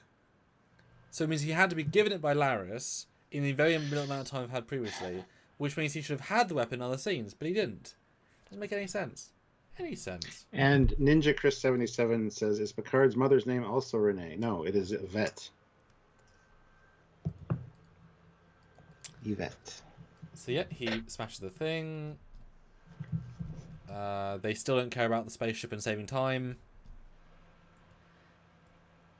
And then we see Seven and Raffi. You are you. Yep, you're great. Yep, I am. Cool, moving on. And then the little the whole ship for life thing bullshit. I am neither. I am both. I am a new Girati org. Borgarati. I'm the Borgarati. And then tell your admiral. Please inform your admiral. The future will have no need for a Borg Slayer, at least not from us. And tell him this. The mission must not be postponed. To succeed, there must be two Renees. One who lives and another who dies. I get the fuck off my ship. I'm leaving. To go start my own collective with blackjacks and hookers. Wait, forget about the blackjacks and hookers. And they trust her implicitly. Despite being an evil timeline Borg queen. They trust her implicitly. Yeah, ship takes off. Picard sees it. Doesn't know what the situation is, but it's like, and just looks around the room. I guess we're fine then. I guess we're dead. Good. Excellent. Yeah, why isn't... Like, at the very least, pull out the communicator, and then cut to the next scene. Like, yeah. It's so bad editing to... And even their faces like, oh, Talon, we fucked up. We sure did, John Luke, but at least you know that your mom killed herself. Well, now I'm stuck here. You're kind of hot. And it's your fault. But you killed your mother. I don't care. Well, I haven't done it yet. I can save her. Like, and he just swans up to them. Oh, in a Seven, forest. What happened? Oh, it's okay. It's okay, honey.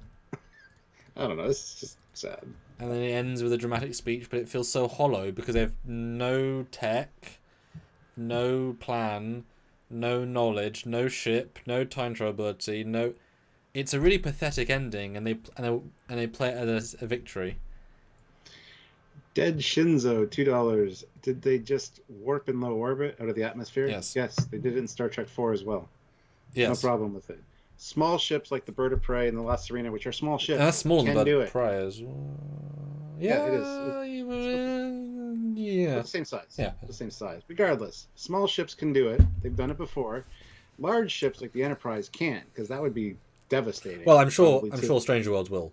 Let's be honest, it will. I'm sure they will too. Yes. They'll warp in. They'll warp under a sea or something. They can warp through atmospheres apparently. Just plan it in the way we don't have to course correct it. And they'll warp into a sea successfully. Amazing like that. And it ends, and I was incredibly unsatisfied, and I was thinking, holy fuck. 8 out of 10 are in 2000, and you know the next episode is going to be Sung's going back to his lab, and the girl's going to be there. Reuse those sets, and they're going to go back to Talon's room. We're going to reuse those sets. Probably go back to her office at the clinic. Reuse those sets. I don't. Or go back to the vineyard again and say, "Oh look, we found." Oh my god! You're going to see a control center at some point, maybe. SVS Guru 2000, £5. How did Rios know about the booby trap anyways? And did he teach the doctor to read the Romulan script on the Romulan tricorder?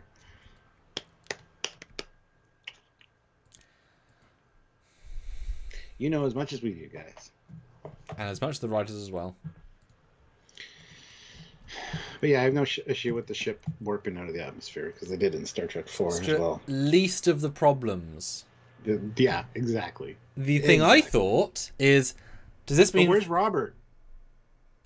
I didn't think that, Stuart. I was fine with that. Brother. No, what I thought was that, are the Vulcans going to come early then? Because this is now the first warp flight in Earth's solar system.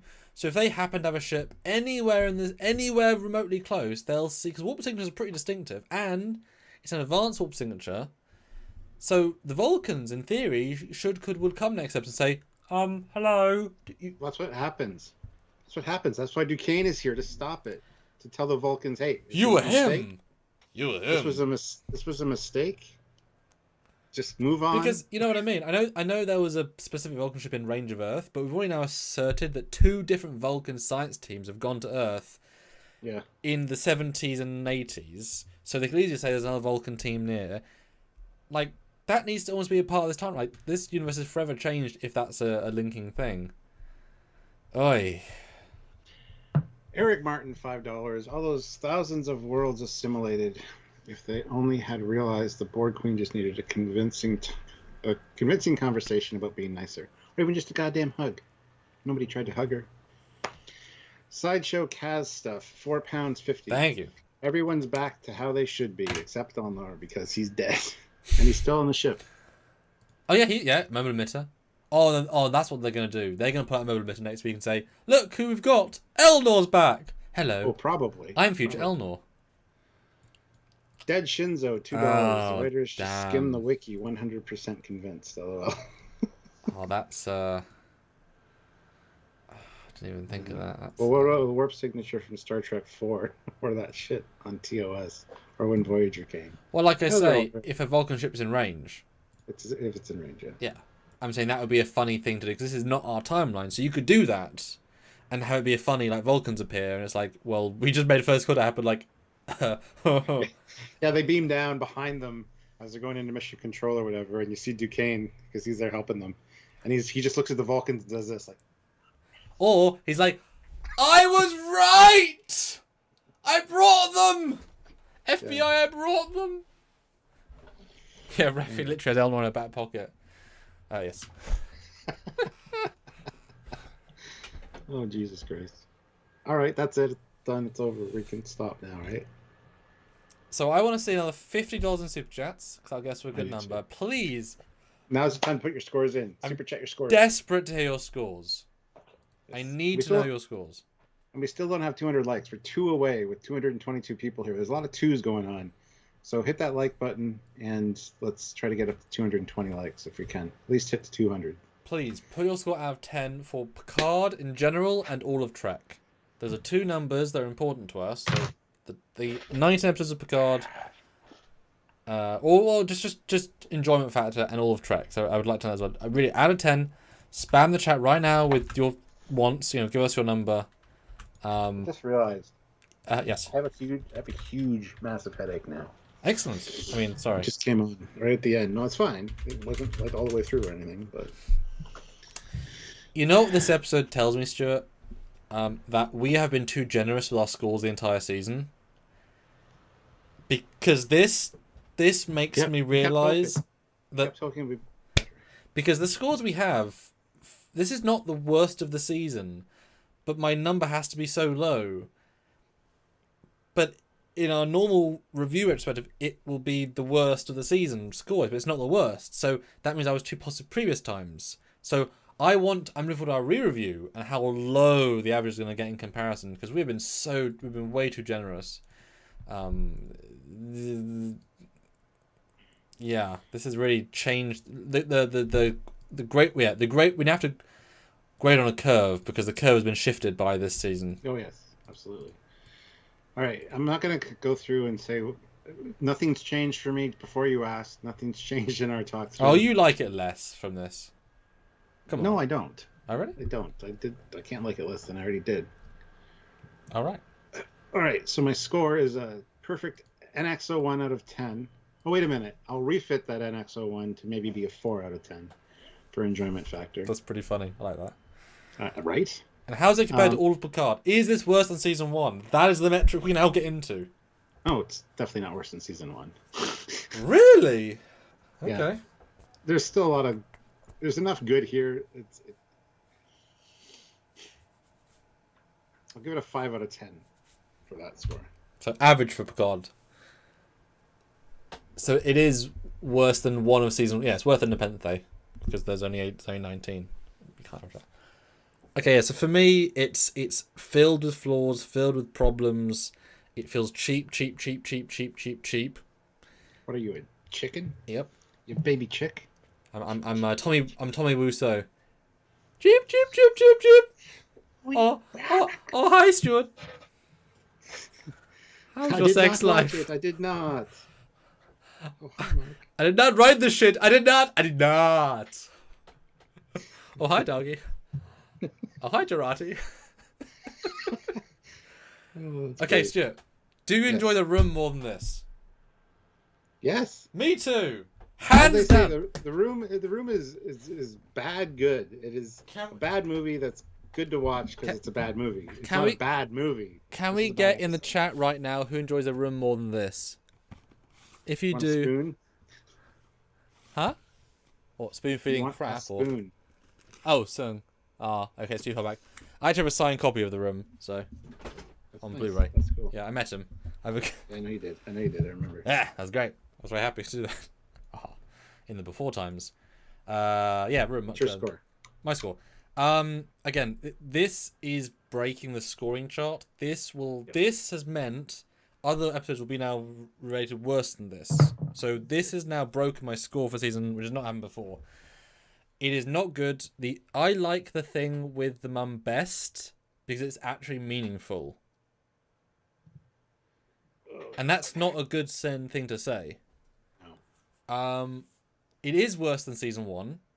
There's most of season 1's better in terms of enjoyability factor, even with its problems, or at least a good chunk of it. This is absolutely now below the curve, easily below the curve. But I don't hate it. It's just there's just so many problems with it. It's a tricky one. I didn't like other ones more from resentment factor. But this is such a poorly constructed piece of entertainment. And the 9th episode out of 10. Should be one of the best. Yeah, even Discovery, it ramped up in the last one, before the last one. It was oh, okay. I don't know what happened, but something happened. And this was one of the best ones of season 1 was episode 9, before it trash fired again. This was we'll have a good final. Samuel. Yep. My breast cancer's come back. I've got a few months to live. Please but the review score through it. Come on, don't be so selfish. Oh no, it's fine. And stop having selfish at all. And tell the guy stop having sex on your couch. Okay? They just walked in and had sex on the couch. Just tell him to leave. I'm gonna say 3.7 out of 10. Wow. Okay. And for all of Picard, 3. You're tearing me apart, Girati. No, I'll say 4. All of Picard, 4. So it's worse. It's below season 1 quality, and it's 3.7, and it totally. But I enjoy other ones less than this. That's a problem. So when we get to the re-review, all the scores are going to change radically because they'll be in contrast. Just for quality of episode, it's not a good episode. It is probably a bad episode. Yes. All right, so we've got some super chats, but no scores apparently. But that's okay. Okay. Eric Martin, $5. What did one Vulcan say to the other Vulcan in the woods? Did you set the proximity alarm? That's illogical. No, I forgot. That is illogical. Turd Ferguson, $5. In the 21st century, the Vulcan Science Directorate has determined that time travel is impossible. Or the Science Directorate has deemed time travel impossible. Yes, true. A Saucy Puppet Show, $5. If it is revealed that Wells is Duquesne after all this in the finale, I'll throw in $100 super chat next week. Keep your stupid comments in your pocket. SVS Guru, 2,000, €2. Thank you. Thank you. I have such a headache now. It's not even funny. I enjoyed Moonfall more than this. Oh, good God. Oh, yeah, I like Moonfall more than this. I did too. I also quite like the ending. I thought, oh, this is fun. That was fun, though. Right, what are some of the non-super chat scores, though? Okay, this is where... Oh, my God, okay. Right. Have fun. Have fun. Okay, so I'm going to speed through these. You ready, guys? These are the official non-super chat scores said by you guys. $10 more and we'll hit our goal, please. 10. We're out. 1 out of 10, 0 out of 10, 0 out of 10, 1 out of 10, 3 out of 10, 4 out of 10, 1 out of 10. We don't get zeros on this channel. Or even ones. That already is a thing that doesn't happen here. For Discovery Season 1, we didn't get zeros and ones. So we didn't know what we were in for. Yes, that's true. 3 out of 10, 1 out of 10, 4 out of 10, 1 out of 10, 6.5 for Mario. 2, 4, 0. 3, 1, 0.5. 5, 3, 3.5 minus 10. Wrong. And it goes down to 0. Apparently. 8, 3, 3 out of 10, minus 6. Again! It's not how the scale works. Math! 3.5, 3, 1, 0. God, so many zeros. 1, 1, 0, 1, 2. God, quadricourse. Wow, that is, you're positive sometimes. 2. 4. 4, 1, 1. A crying, laughing face out of 10. That's also fair. 3, 5. 3, 5, 8. Aussie. Aussie's now the highest score. He thinks one of the best of Picard. 5, 6, 5, 8. Nicholas also thinks one of the best of the season. 2. You realize it sounds like you're reading an unlock code. 1, Like Data did. 3, 0. You may well just read Picard's code and see if anyone notices. 2, 8, 4, 4. 4, 6, 4, 2, 1. NXO 1 out of 10, the best part of the episode. Sigh out of 10. Bullshit out of 10. To use your vernacular. Your own crude quote. Yep. I can't even say it. Colloquialism. There you go. And Tertiary also says, how much does the Halo episodes cost compared to Picard? Because they have much better sets than CJ. That show looks much better than this show. That show looks great. I mean, and it's not even like trying a lot of the time. Like, it could be really trying, but when it tries, it looks phenomenal. 2,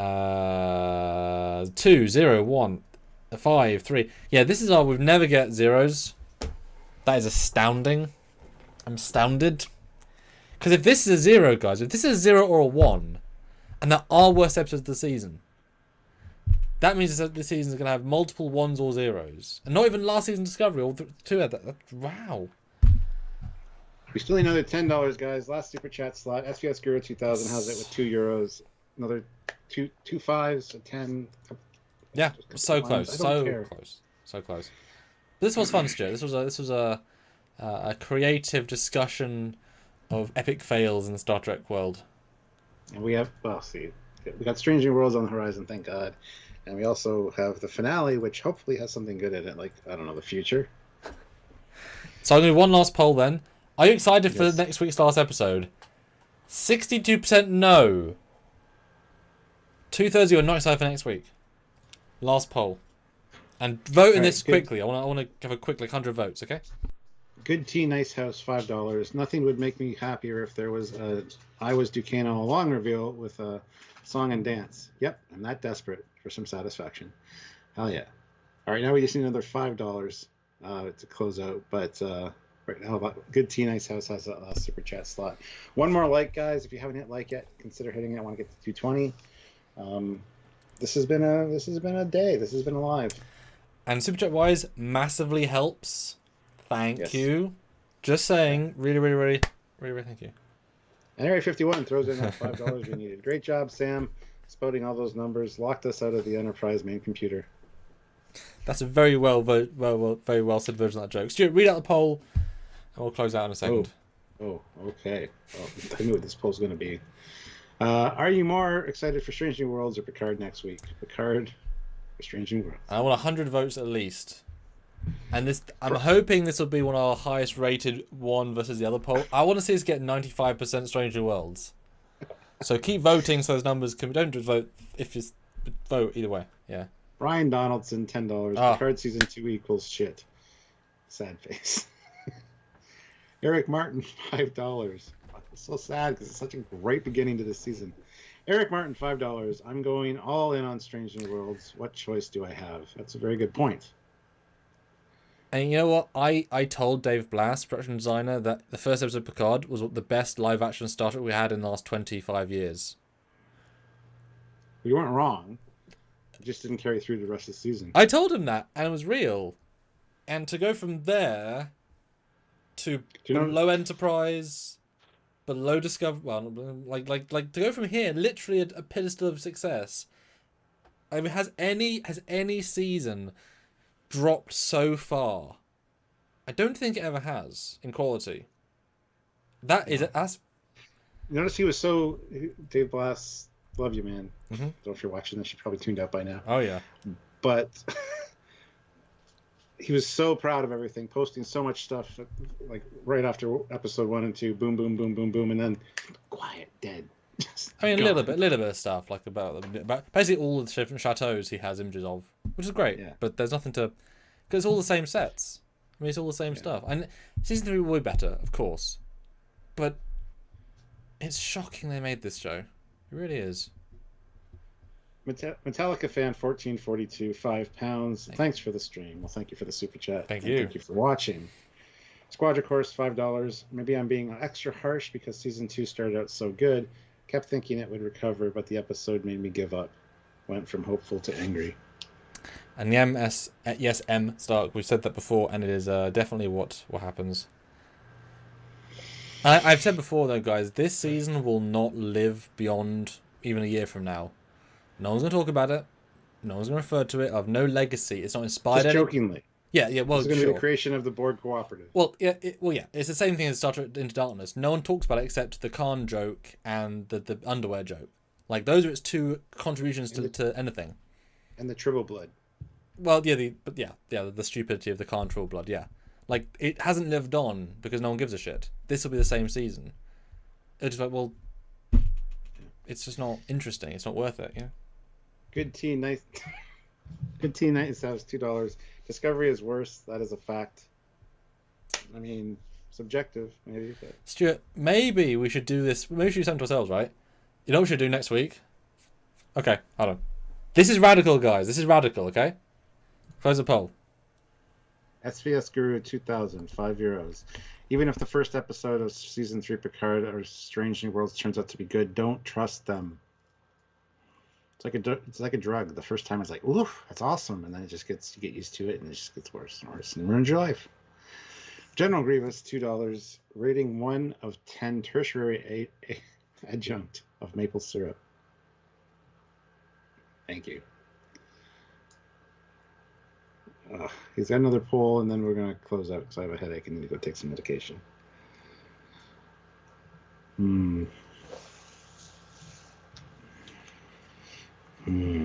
Guys, hit that like button. Another 3 likes would be awesome. If you haven't hit it, just hit it. See how high we can get on the likes. Okay, I had a radical poll because this is so bad that I'm interested. If you guys will help us get our minimum super chats and watch this live that I just presented here, then we can probably do it because it'll be really interesting to do. So I asked, should we rewatch and review a Discovery Season 1 episode next week? We don't have time. Yeah, we do. Just like on Tuesday.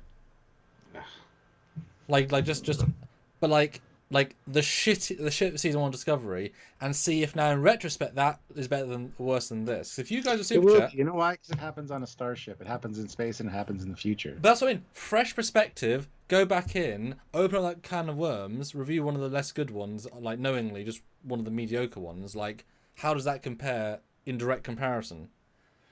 Well, Loex says, I voted yes in the poll just for more Trekyards content. Well, thank you. Yeah. Christian Montgomery, $2. Paramount Plus Starfleet Academy for writers, please. Just hire Trekyards. Would help. Just hire people that know what the fuck Star Trek is. Well, or just make sure they stay on the show the entire season. Don't let them go. Don't have them go to the next season. Eric Skelton, $10. Question. Why can't the writers get these new Treks right? Does Trek not lend itself to seasonal arcs? It does not. Absolutely does not. Like somebody mentioned earlier, character arc-wise, yes. Story arc-wise, no. It's an episodic storytelling format for Star Trek. That's what works best. Please do that. I mean, serialize is fine. Just make sure there's a strong story in each week as well.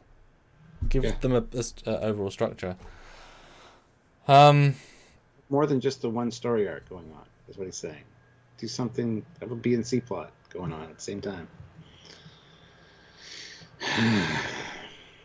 Anyway, let's close that out because I need to go. And tune in tomorrow for my release of my season. Not the excitement's there anymore by the fans, but the world's first Star Trek Picard Season 2 fan film, starring a digitally aged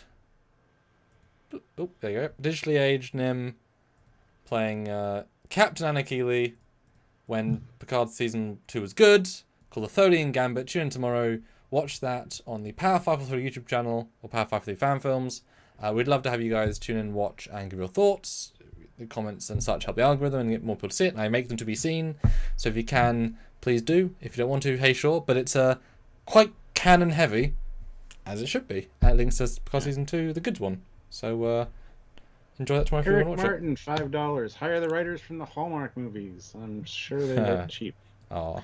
And Brian Straight, $20. This episode was a bat left to the head. It's a great comment and a great last super chat slot position, I think. Yeah, Stu doesn't want those last $7. That's okay. No, it's fine. I need to go take something for my headache because I seriously developed a massive headache just in the last 5 minutes of us talking about the episode. Okay. Well, good luck, Stuart, with that. What time, General? I don't know, just whenever it's finished. Like when you guys are awake, because obviously it'll be my time, your time, American LA time. Yeah, tune in. We got mostly for Discovery Poll, so no one's interested. Okay, there you go. We won't. You guys are the power, said no, so there you go. Fair enough. Yeah, have a great rest of your week, guys. Tune in for our edited content, which we already filmed before Stuart's headache, so it's him being fresh, give or take. And have a great weekend. We'll see you next week for lives of some kind. And then a busy week after that with Stranger Worlds and Picard again. It's not a tumor, Eric. It's just a headache. Yes. General Grievous is the last super chat slot with $1. So, thank you guys. Thank you, Samuel. Thank you, everybody. Thanks, yeah. Until next time, he's Commander.